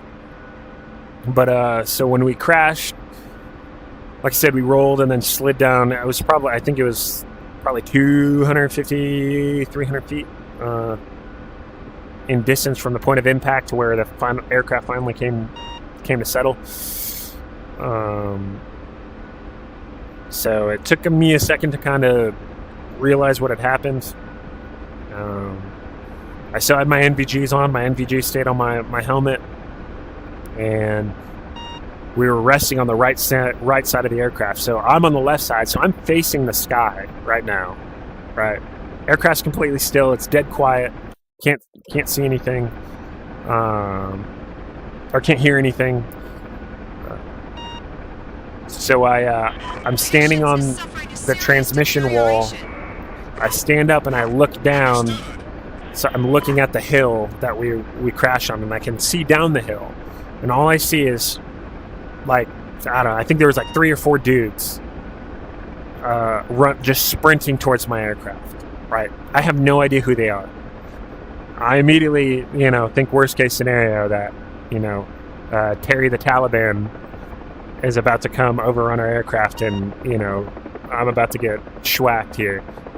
So I pull my rifle from behind the seat, jack around in the chamber, because we weren't allowed to carry around in the chamber when we were just flying around, which is kind of dumb. Hindsight's 2020. But so I jack around in the chamber, and this dude just starts screaming, "Blue, blue, blue, blue, blue," which is kind of the uniform, hey, friendly, and it was a big sigh of relief. Like, okay, maybe I'm not going to die. So what had happened was, when we crashed simultaneously, we were supposed to be inserting these sniper teams. Myself and our Dash 2 aircraft were supposed to be inserting 2 sniper teams on opposing hills, looking down on a village that the Ospreys and 53s were inserting the assault force, which consisted of a bunch of Australian commando guys. When we crashed, they saw the crash happen, right? They had already been inserted on the ground, or about at the same time that we went down.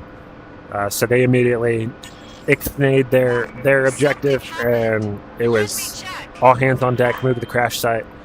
So these dudes are just sprinting up a mountain, these jacked fucking Australian dudes. And they came to secure the crash site, so that's who was sprinting at my aircraft. So we, I egress, the 2 pilots were unharmed, they egress the aircraft. The other snipers that were on the aircraft egress, and then we did a head count, realized that we were short 3 guys, 2 Australians, and then my other crew chief. So we're kind of like scouring the hill, the small little hill that we're on, can't find them. We start looking under the aircraft.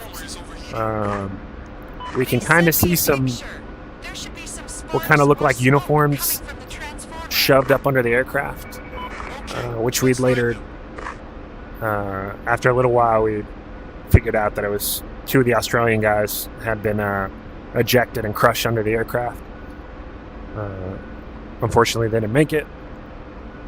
My crew chief, he was on the back side of the aircraft, still attached to it with his gunner's belt, but he managed to kind of dig a little hole outside, and he was able to crawl up out of the aircraft. And yeah, I'm in the Huey. So once we saw him digging out, and we could hear him, we drug his ass out, and then he kind of fell down. We realized he was pretty jacked up. And then we sat on deck for near the crash site for about 45 minutes until Pedro, no, it wasn't Pedro, it was Dustoff, the Army medevac unit, came out of Tarankout, which is a base up in the mountains. They have a Dustoff unit that was stationed there. They came and picked us up, took us to the hospital, and yeah, it's quite a night. That was August 30th, 2012.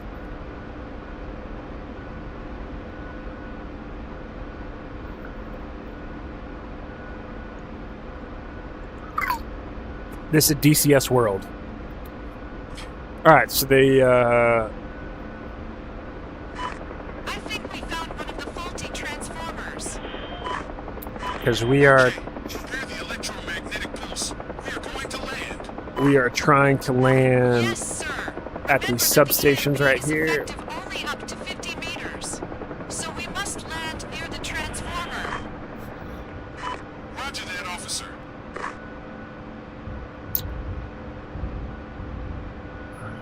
Yeah, Nate Gallagher and Merv McDonald are the 2 Australians that passed away in our accident.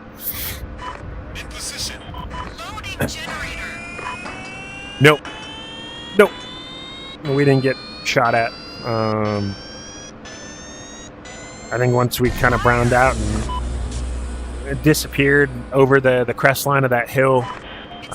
We ended up in like a whole different little valley where nobody could see us, and then the assault force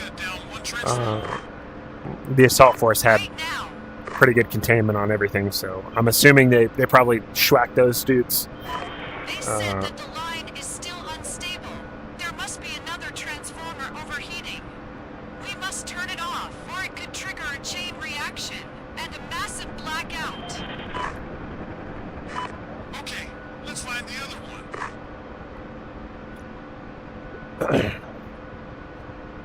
Yep, I guess I have that record, huh?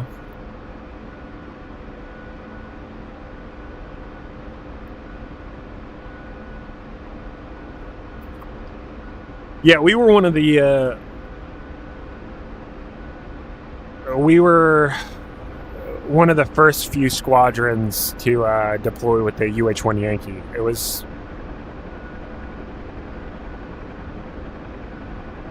I appreciate it, man. Can you not hear the? Is it me talking or the game sound?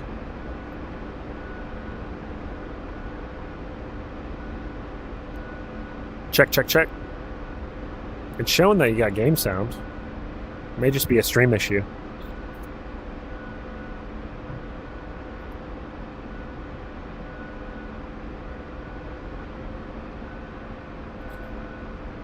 Max, I'd back out of the stream and then jump back in. That may fix the issue.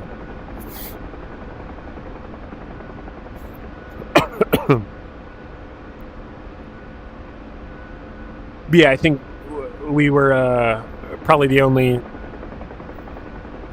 Yankee to UH-1 Yankee to wreck out,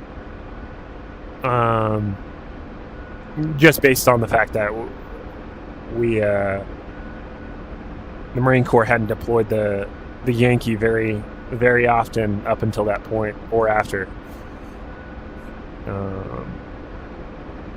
One of my buddies was killed in the previous model Huey, the UH-1 November, in Afghanistan in 2009.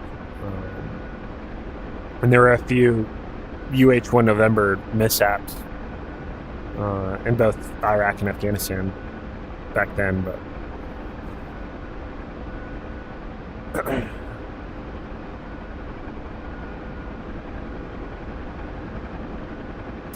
how do I know what we say? So I've got the TikTok chat as a web URL, and then I'm using what's called Open Kneeboard. It's an app that allows me to see, whether it's a web page or any type of file or really anything. I can display that in VR space. So I have the TikTok chat input into Open Kneeboard, and then Open Kneeboard is displaying that inside the game. And then I also have text-to-speech, so. But I can only hear text-to-speech from followers, so shameless plug.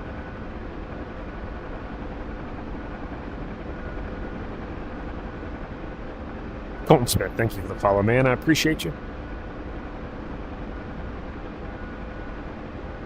So we're looking for these little substations, these buildings at the bases of these power poles. Hey, Chief, that's the other transformer. Alright, so we're going to fly under these power lines, try not to crash here. Going to land. Yes, sir. We're going to touch down next to this power station.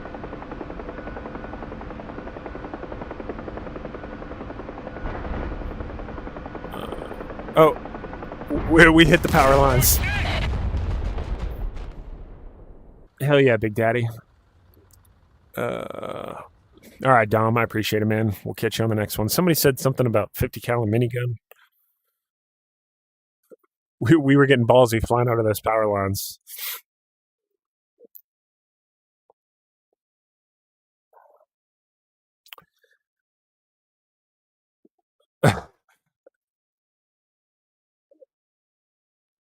So we use both.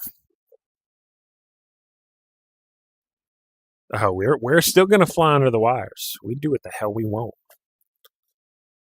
But yes, typically you wouldn't fly under wires. That's not a smart move. But luckily it's a video game. So on the UH-1 Yankee, as we refer to it, we just call it the Yankee. It carries both the UH-1 or the GAU-17 minigun. Typically it's put on the left side, or on the right side, and then the GAU-21 50 cal is on the left side. If we're power limited, like we're carrying a bunch of cargo or a bunch of people on board and we don't have room for all the ammo, oh shit. It always does this. Sometimes it'll glitch out and pull max collective. We'll climb to the moon. But if we're power limited, we'll carry 2 M240s on there because they're much, much lighter.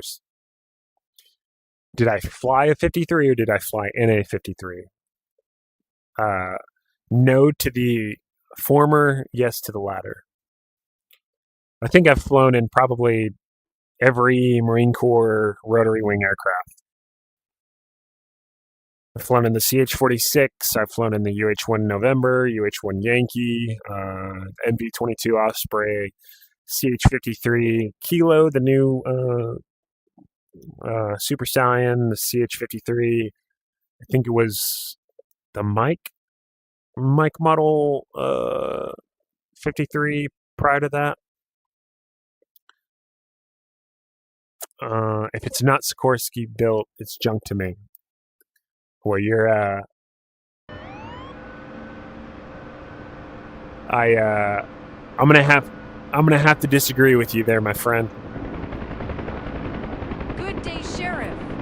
Favorite helicopter, the UH-1. Specifically the UH-1 Yankee. One of the most capable multi-purpose aircraft ever built. It's got the power. It's got power for days. It's got a minigun, 50 cal, can carry rockets, specifically the APKWS, which is stands for Advanced Precision Kill Weapon System. It's just a laser-guided rocket, right? So instead of carrying a giant, big-ass Hellfire missile, you can carry 2.75-inch Zuni rockets. You can put a little IR tracking head on there with adjustable stabilizer fins, and you could put a rocket from 2,000-3,000 yards out. You could put it in a window, right? An HE rocket through something as, but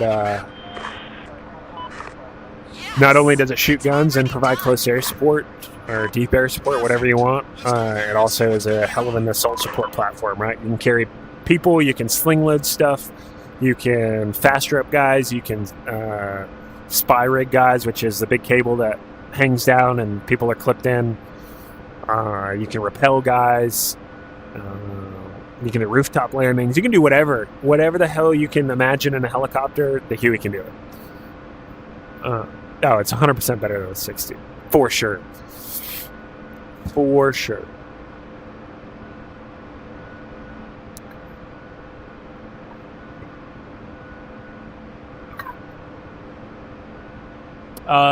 It does in the Apache. So you can have the gunner up front and the pilot in the back seat. Water pollution. Vehicle near the swamp, polluting water. Check what he is doing. Okay.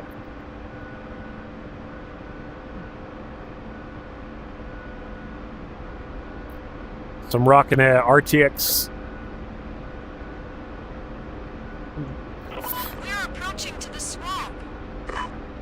I see it. No.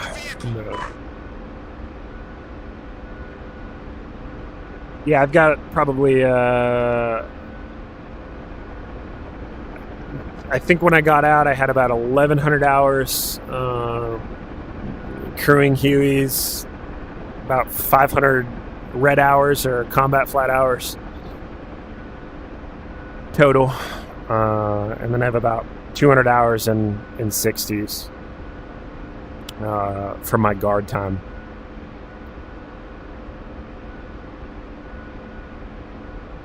Yeah, we can argue until we're blue in the face. I think it's just a product of the aircraft that we worked on, right?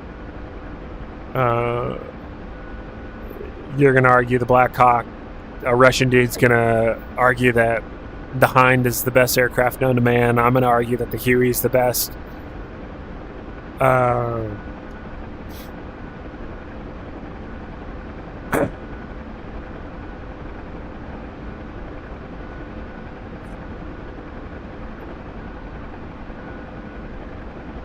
Thank you, Blackbird.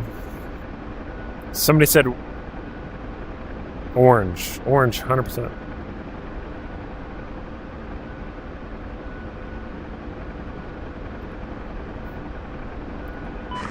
That's the suspect. All right.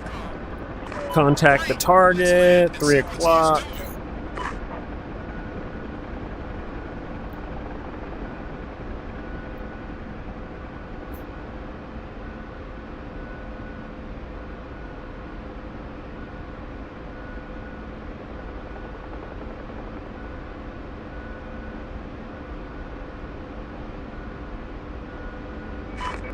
He's trying to escape. Let's follow him. Call the HQ and inform of the situation. And tell them to check the swamp. Something ain't right. Yes, sir.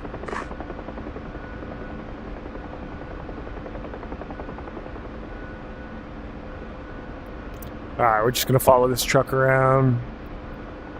He's being sketchy. Sheriff, they found a dead body in the swamp, right where the car was. Oh no, a dead body. I knew something was wrong. Listen, officer, do you have your rifle ready?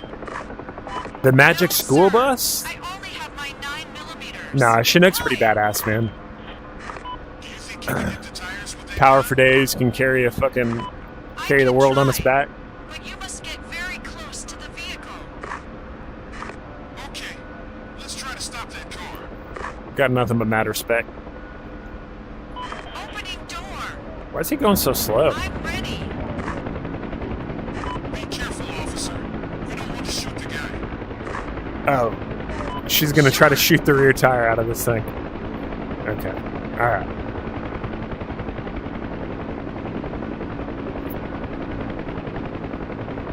We must approach a bit.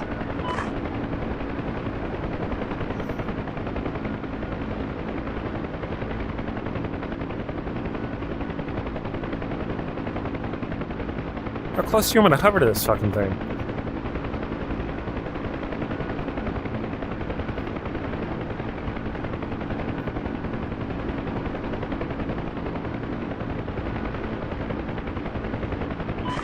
Steady, Chief. That's a hit. Well done. He's not stopping. Let's blow down another tire. Yes, sir.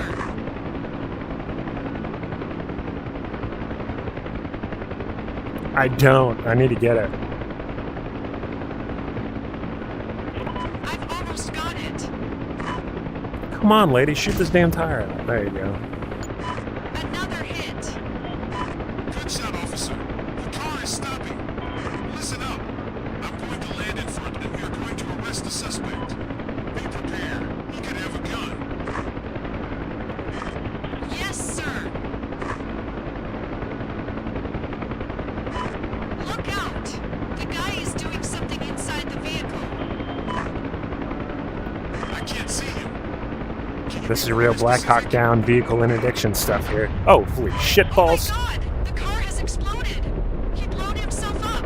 He blowed himself up, she said. Poor bastard. Let's check the vehicle and see if there's anything that we can do.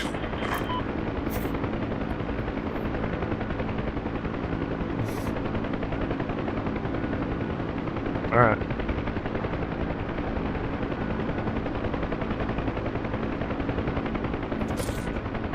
Well. Mission complete, I guess. I don't know. I have not played Arma. Maddie, thanks for the follow, man. I appreciate it. Thank you guys all for the follows. Dropping the likes. What are we at? 6.8 thousand likes. It's pretty good. Pretty impressive. I like it. The grass guys, thank you.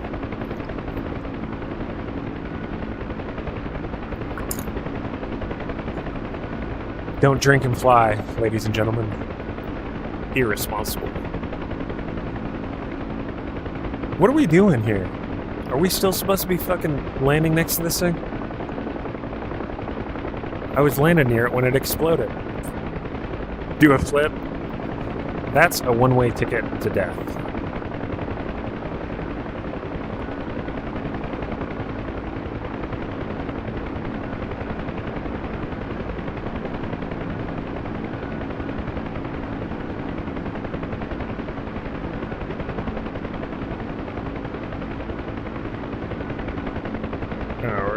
Pedal turn to the left.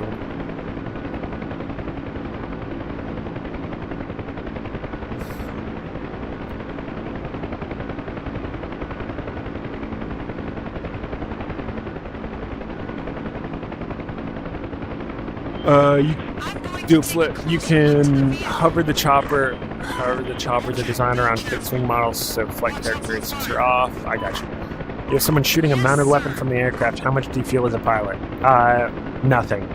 Absolutely nothing. There is nothing we can do here. In the Huey. I can't speak to the other aircraft. Could have died. But whether we were shooting the GAU-21, the 50 cal, the GAU-17, By the way, the HQ is calling. it induced. They saw the explosion. And Like, you could be on the other side of the aircraft, on the other gun, and not feel and some firefighters on their any way. really any vibration through the aircraft. The aircraft's already shaking hella fucking bad just from a flight in general, so even from a hover, yeah, I mean, Sheriff, a truck fell into a river after both sets of brakes failed. I mean, it's not like a The driver was able to get out the 50 cal is a big round, but it's not that big. You know what I mean? But he needs urgent medical And the attention. dampening system on the GAU-21 is pretty good, so. Let's go there and help them. Now you could feel a little bit of like yaw when you're firing rockets. You could feel the aircraft shudder a little bit, but it's just the noise. It's hella loud.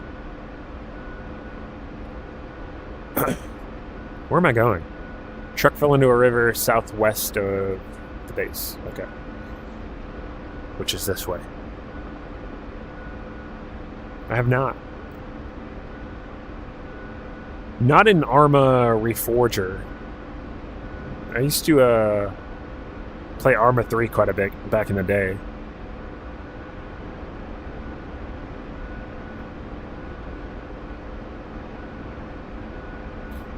Alright, Jay. Thanks for hanging out. We'll see you on the next one, my friend.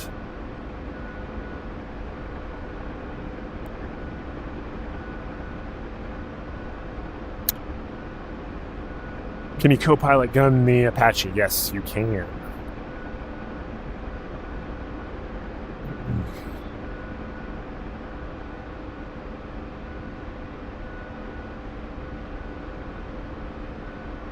Alright, I got the smoke plume coming right off the nose. It does. Yeah, and technically it's designed for fixed wing. So this is the I'm rocking the Thrustmaster A10 Warthog HOTAS. All right, Blackbird.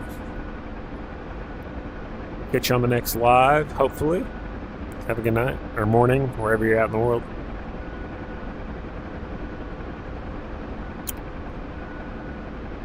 All right.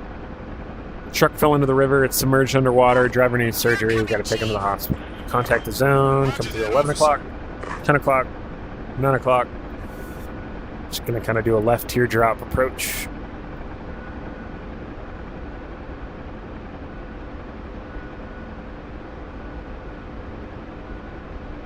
Now wild, isn't it?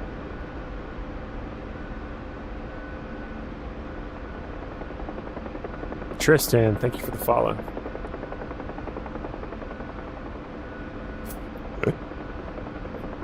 That's unfortunate, man.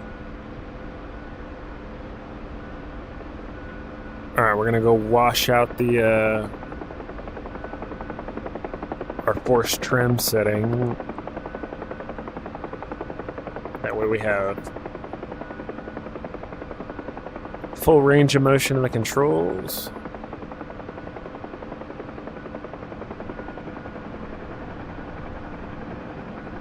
It seems like a big nice I hate spot Calvin, for thank you for the landing. follow.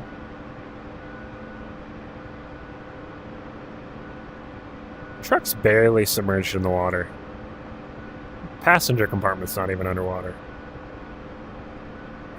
Landing completed. Opening doors.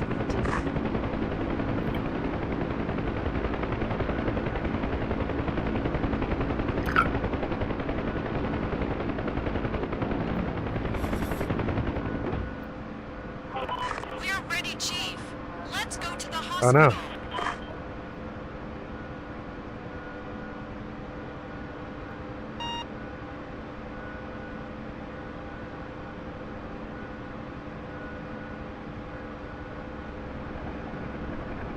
Ooh, got a little laggy there for a second. Alright, we're flying homeboy to the hospital.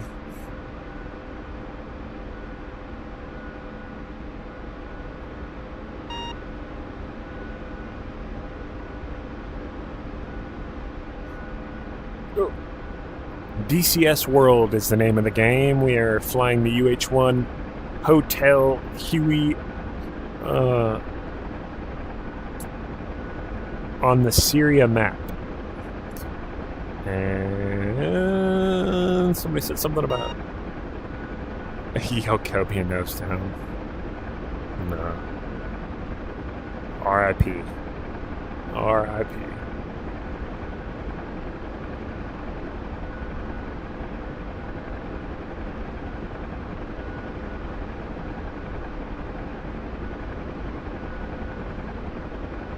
A long time ago.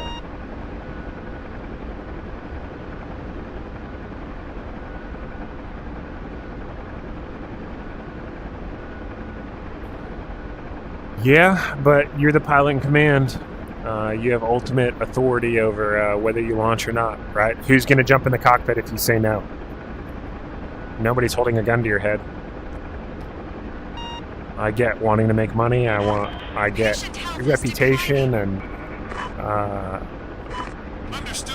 not wanting to be chastised by your employer, but ultimately, it's your life. So,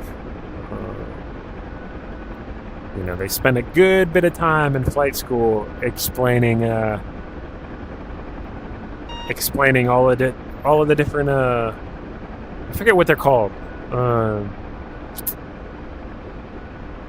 Essentially, like hazardous mentalities.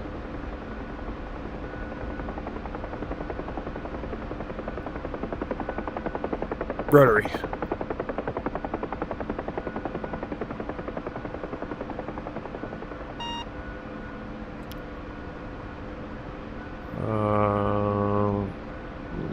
Am I using head tracking or is that straight Oculus?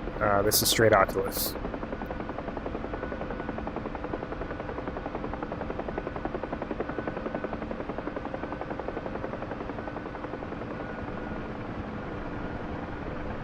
No, Pendleton.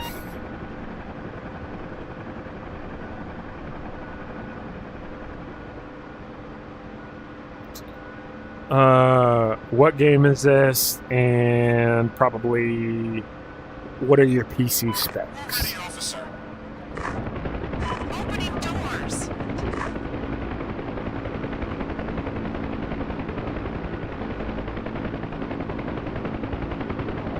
Well, I'm sitting, so. Everyone is in good hands now. The way I'm seated in my sim rig is basically exactly how I'd be sitting in a helicopter. So it's not like We got a it's very situation. immersive and feels very similar. Like I even have my rudder pedals Some terrorist or my tail rotor pedals are positioned pretty We are going to crash the ship into exactly an where they oil would be rig. in real life. My God, how much time did we have until the collision?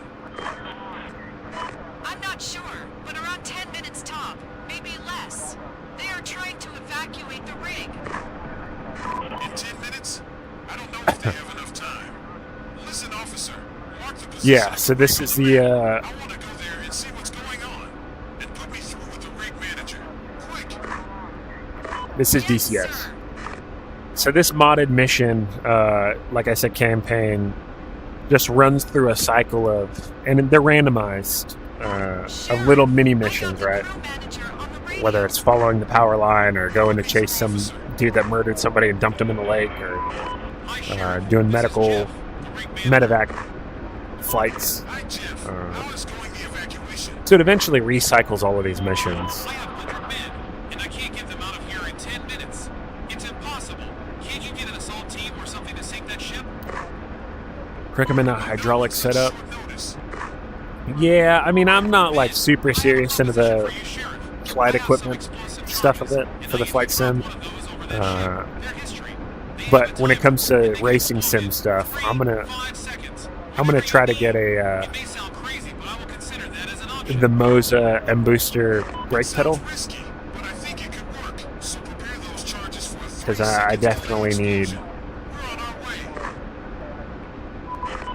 Now you're a talking, load Sheriff. cell pedal, and I would also like to have some type of haptic feedback on there, so I can know when I'm in ABS, or get a little bit of real feedback. Sheriff, Why do I we've play got this? Because it's visual on fun. your I like flying. helicopter. You are clear for landing.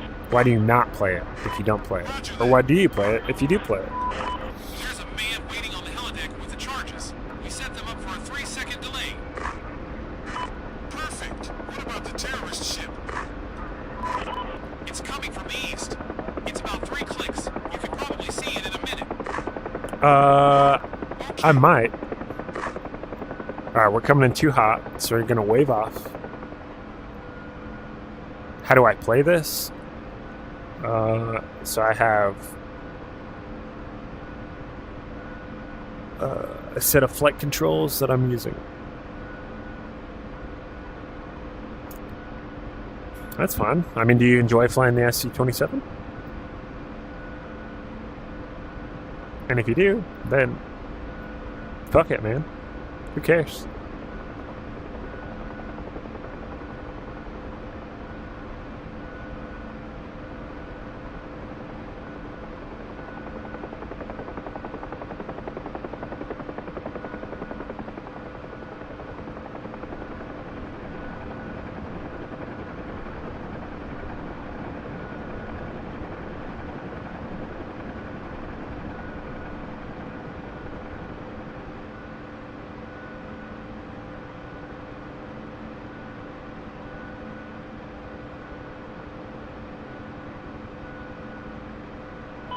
We're in position, officer. Take the charges now. Yes, sir.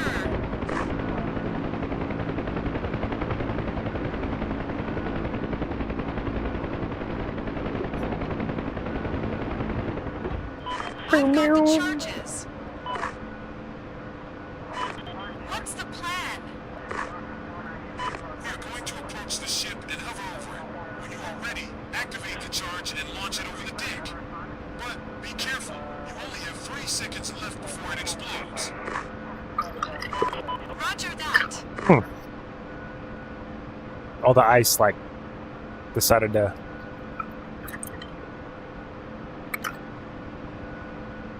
Alright, that ship's getting damn close.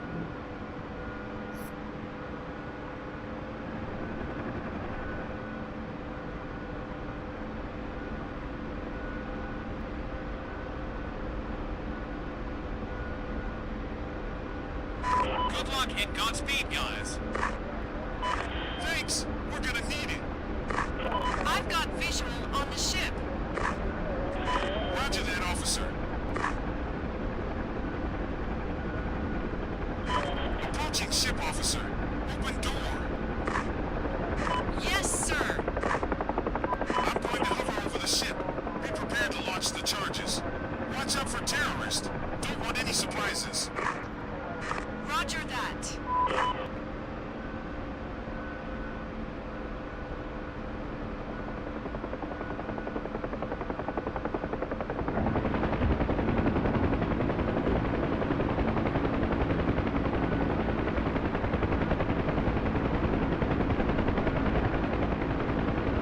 In position, standing by.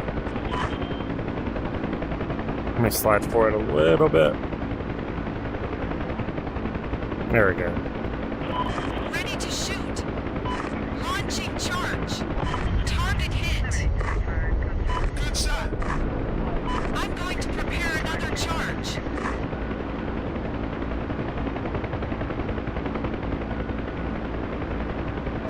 In position, standing by. Ready to shoot. Fire in the hole. Target hit. Ship is gonna explode. Let's get out of here. Watch out.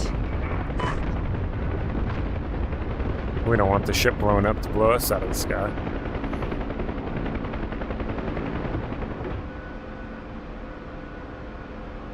I feel a sneeze coming on. Seems to hit the right spot because the ship's is stopping.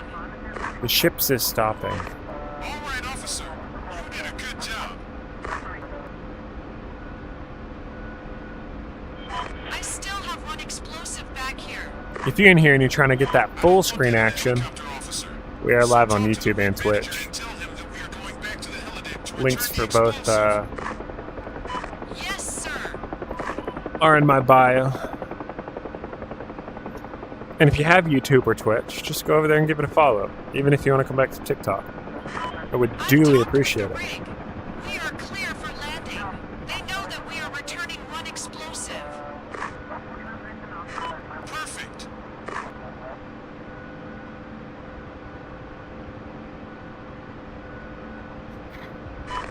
In position. Take that explosive back.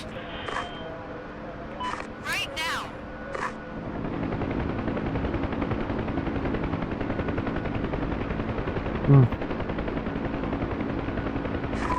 Hey, Sheriff. I want to personally thank you on behalf of the entire crew for what you have done. It was risky and it wasn't easy. You did a great job. God bless you all. This is really DCS. Thank you. It's our job, and it was really our pleasure.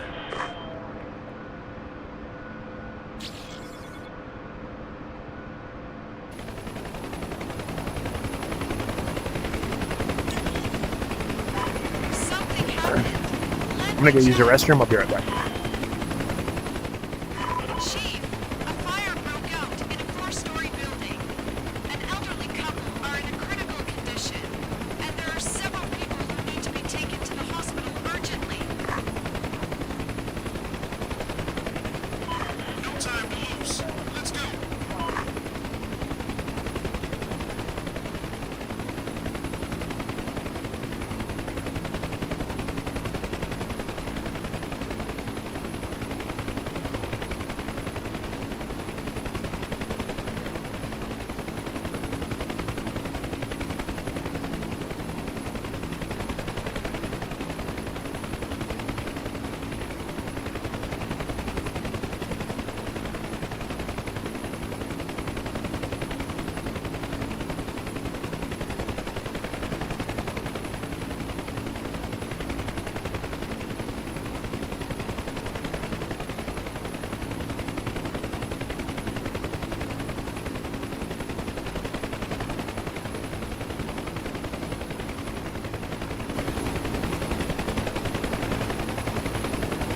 The DCS world.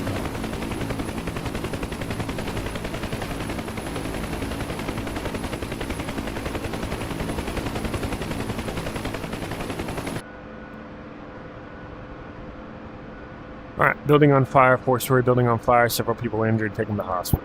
Okay. Cool.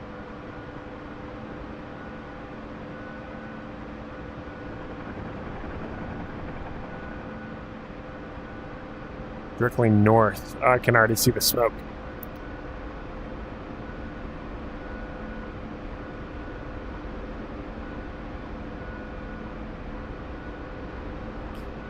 Too rich for this. Thank you for the follow. I appreciate it.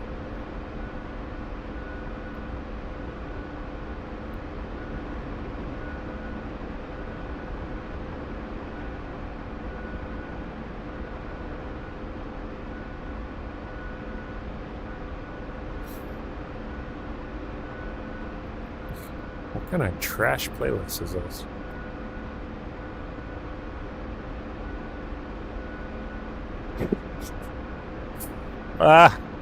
Oh, Spotify. You know me so well.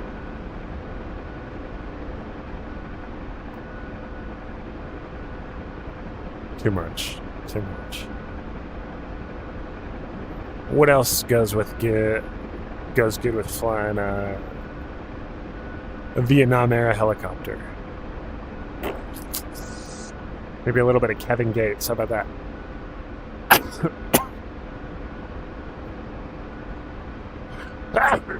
Oh, Lord. Excuse me.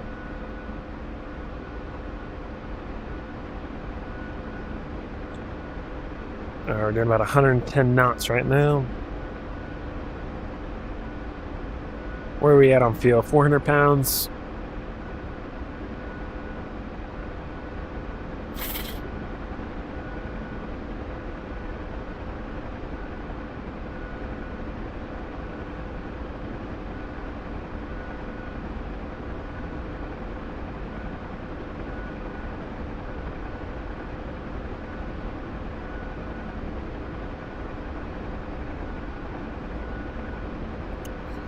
Alright, contact the building fire, 11 o'clock off the nose.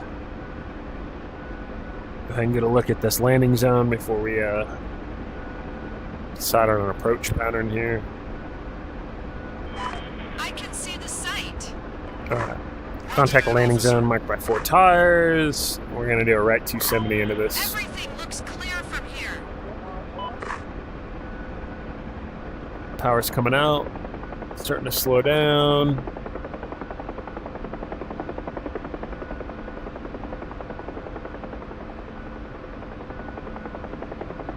This is the Huey. Yes, sir.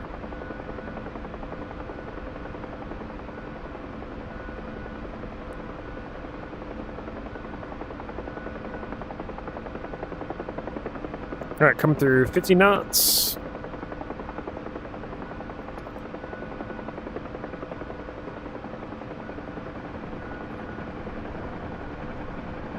Slide left just a little bit, avoid that tree.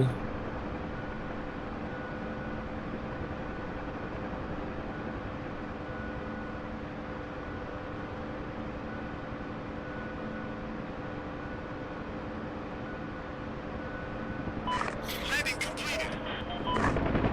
Opening doors. I don't play any Battlefield now.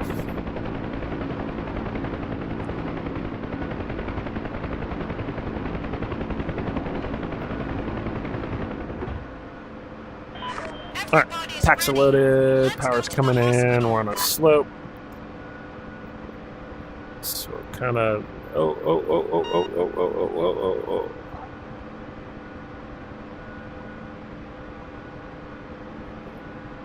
Oh, I've got my force trim set still. Fuck. I always forget to reset it. There it is. We're back.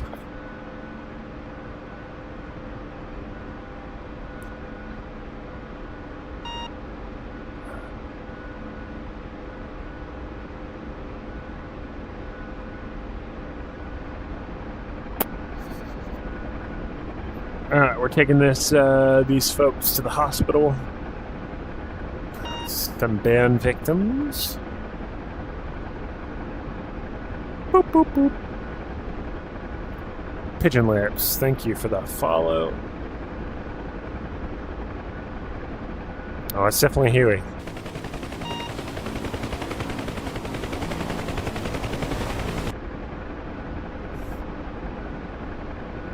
Alright, contact the hospital off the nose.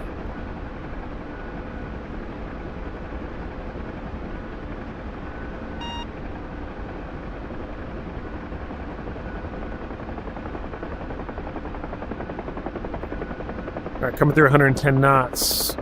We're gonna start bleeding off a fuck ton of airspeed here.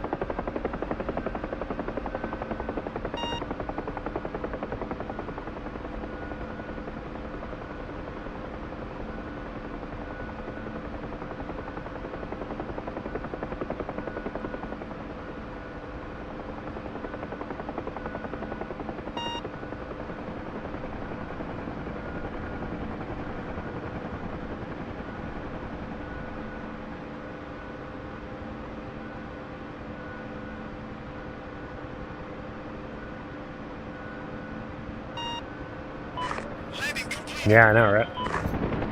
Opening doors.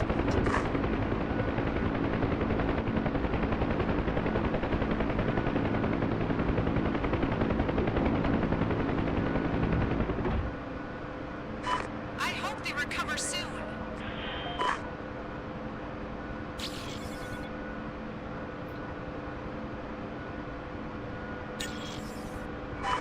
Got a message here. Let's see what's going on. Sheriff. Oh, speaking of rooftop landings, Are stuck on the roof of a burning house. got They a were building trying on to fire. dismantle an incendiary device. We gotta rescue And now they are trapped some on the folks. roof and need an urgent extraction. Let's go there and help them.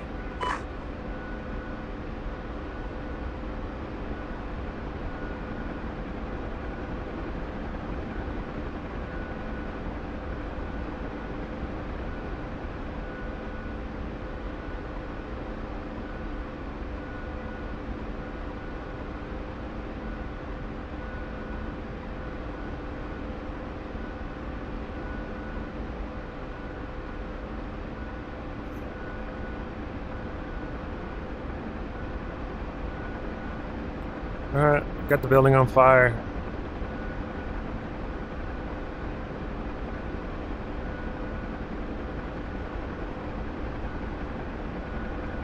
Looking for the best approach path into here.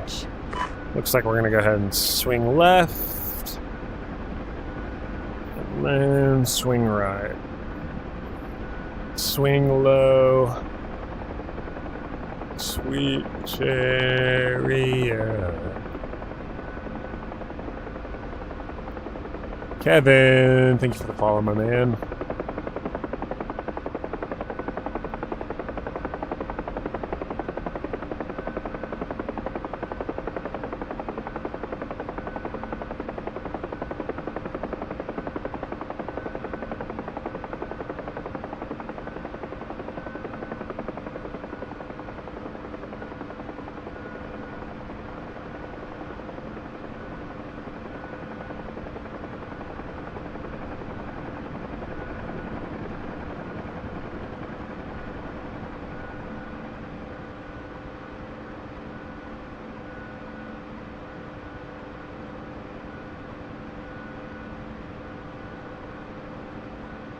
Hello.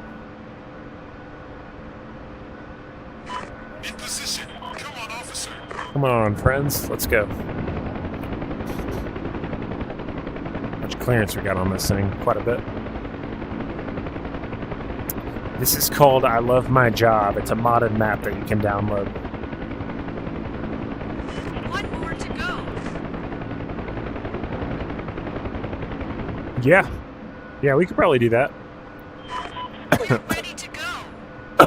These guys are okay. They have no injuries, and they said that they're waiting for them in the Jeep down there, in the LZ. So there is no need to go to the hospital. Roger that. Just a short ride down.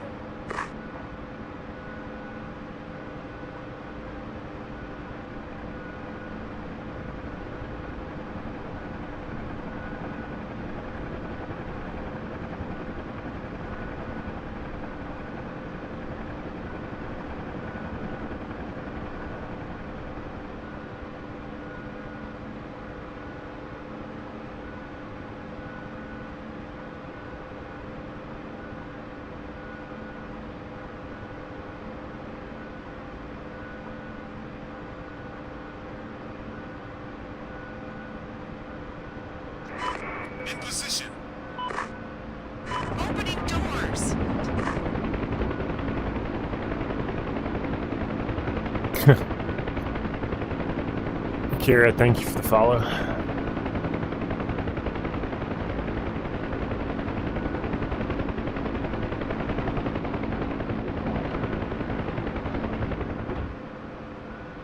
We have finished here. Alright, we have finished here. Jack with the follow, thank you. You guys are fantastic. I really appreciate it. HQ on the radio. Something is going on. Sheriff. Wi-Fi I've been informed hustle. that a truck driver hauling Is it aluminum Mizansi? lost control of his brakes Mizansi? due to a mechanical issue. He crashed. All right, and needs another urgent medevac. medical attention. Car crash. All right, let's give them a ride to the hospital.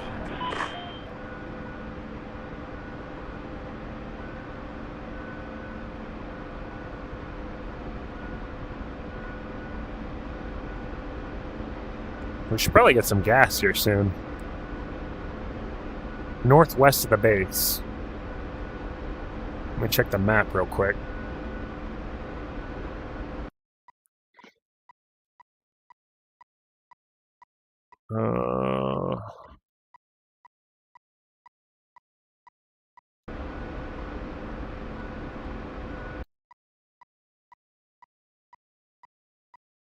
Damn, where's the crash site at? Oh, there it is. How much is it per gallon? I don't know. Probably like $7 a gallon. I think that's how much jet fuel is.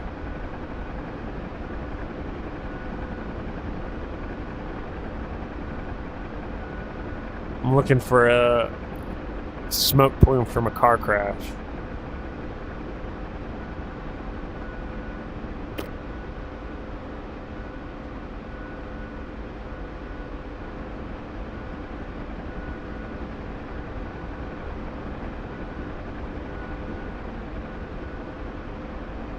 Yeah, it's unfortunate.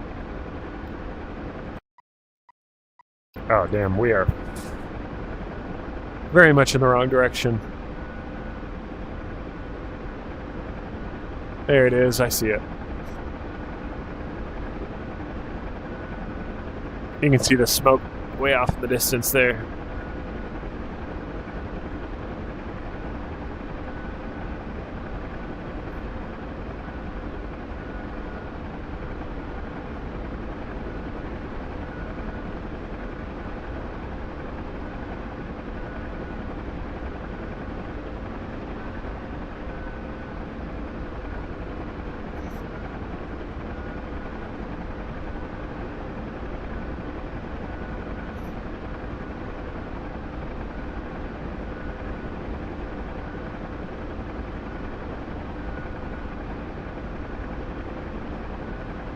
Okay. It's the DCS World. Yeah, it depends on when I get off work and what the family's doing, but I'll let you know.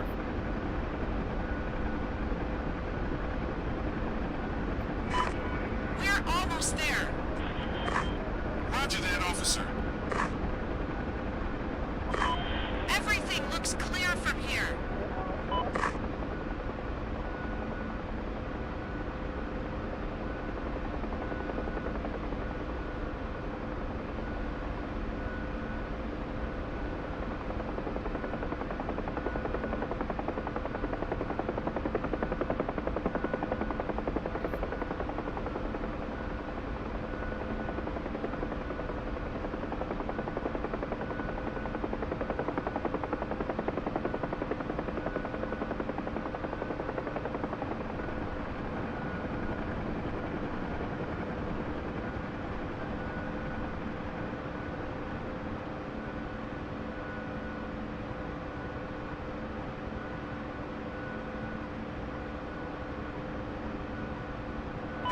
Landing completed.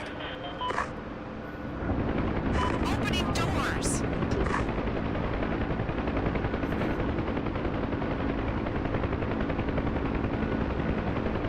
Favorite plane. Brrr. Everybody's ready. Let's go to the hospital.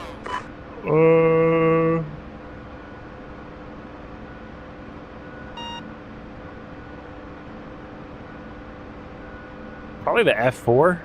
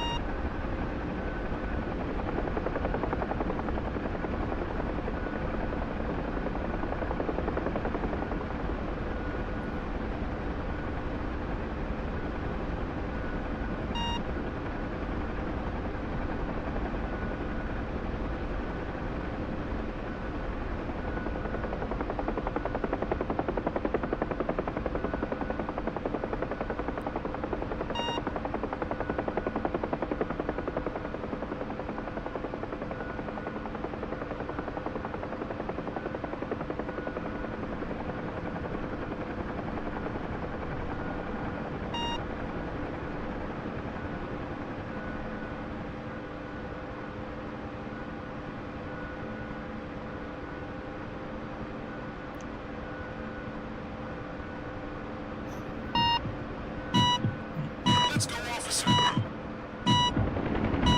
On my way.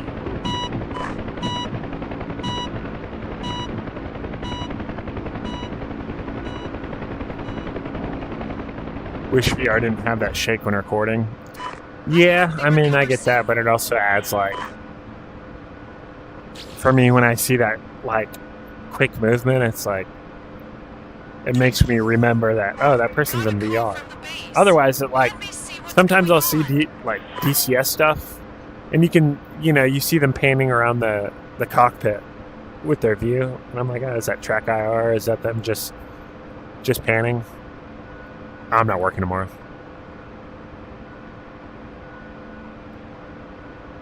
But I do need to go to sleep here soon.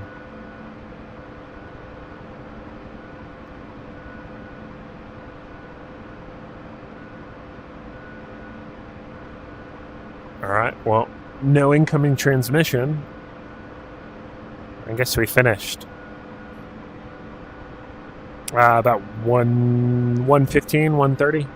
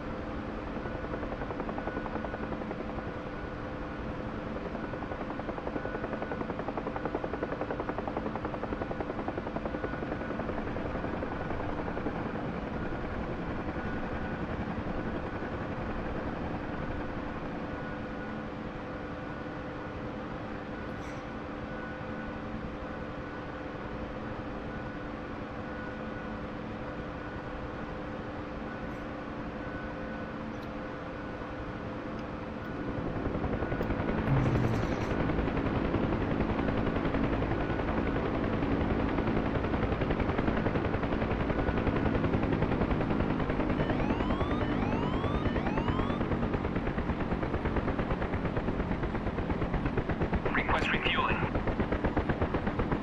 Request rearming.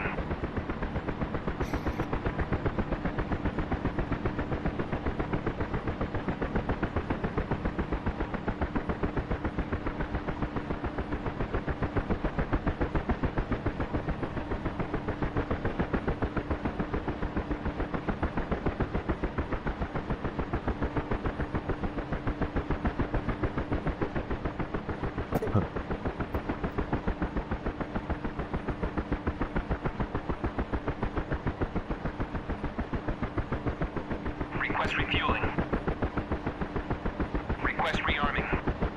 Come on.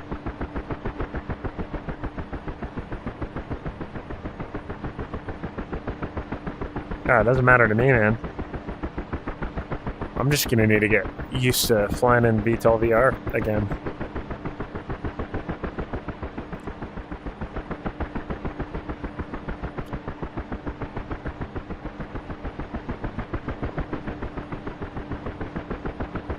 Alright, well, it's not letting me refuel.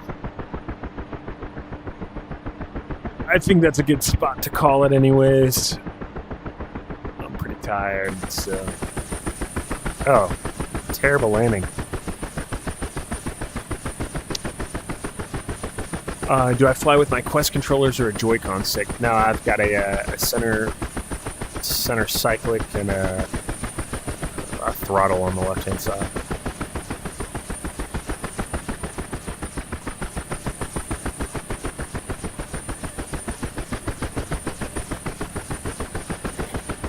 Alright, chat.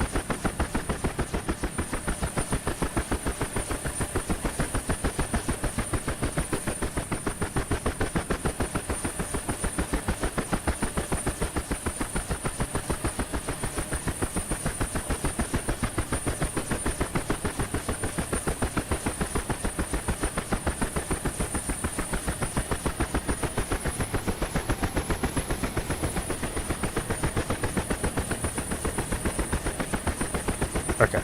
Yeah, sorry. Okay.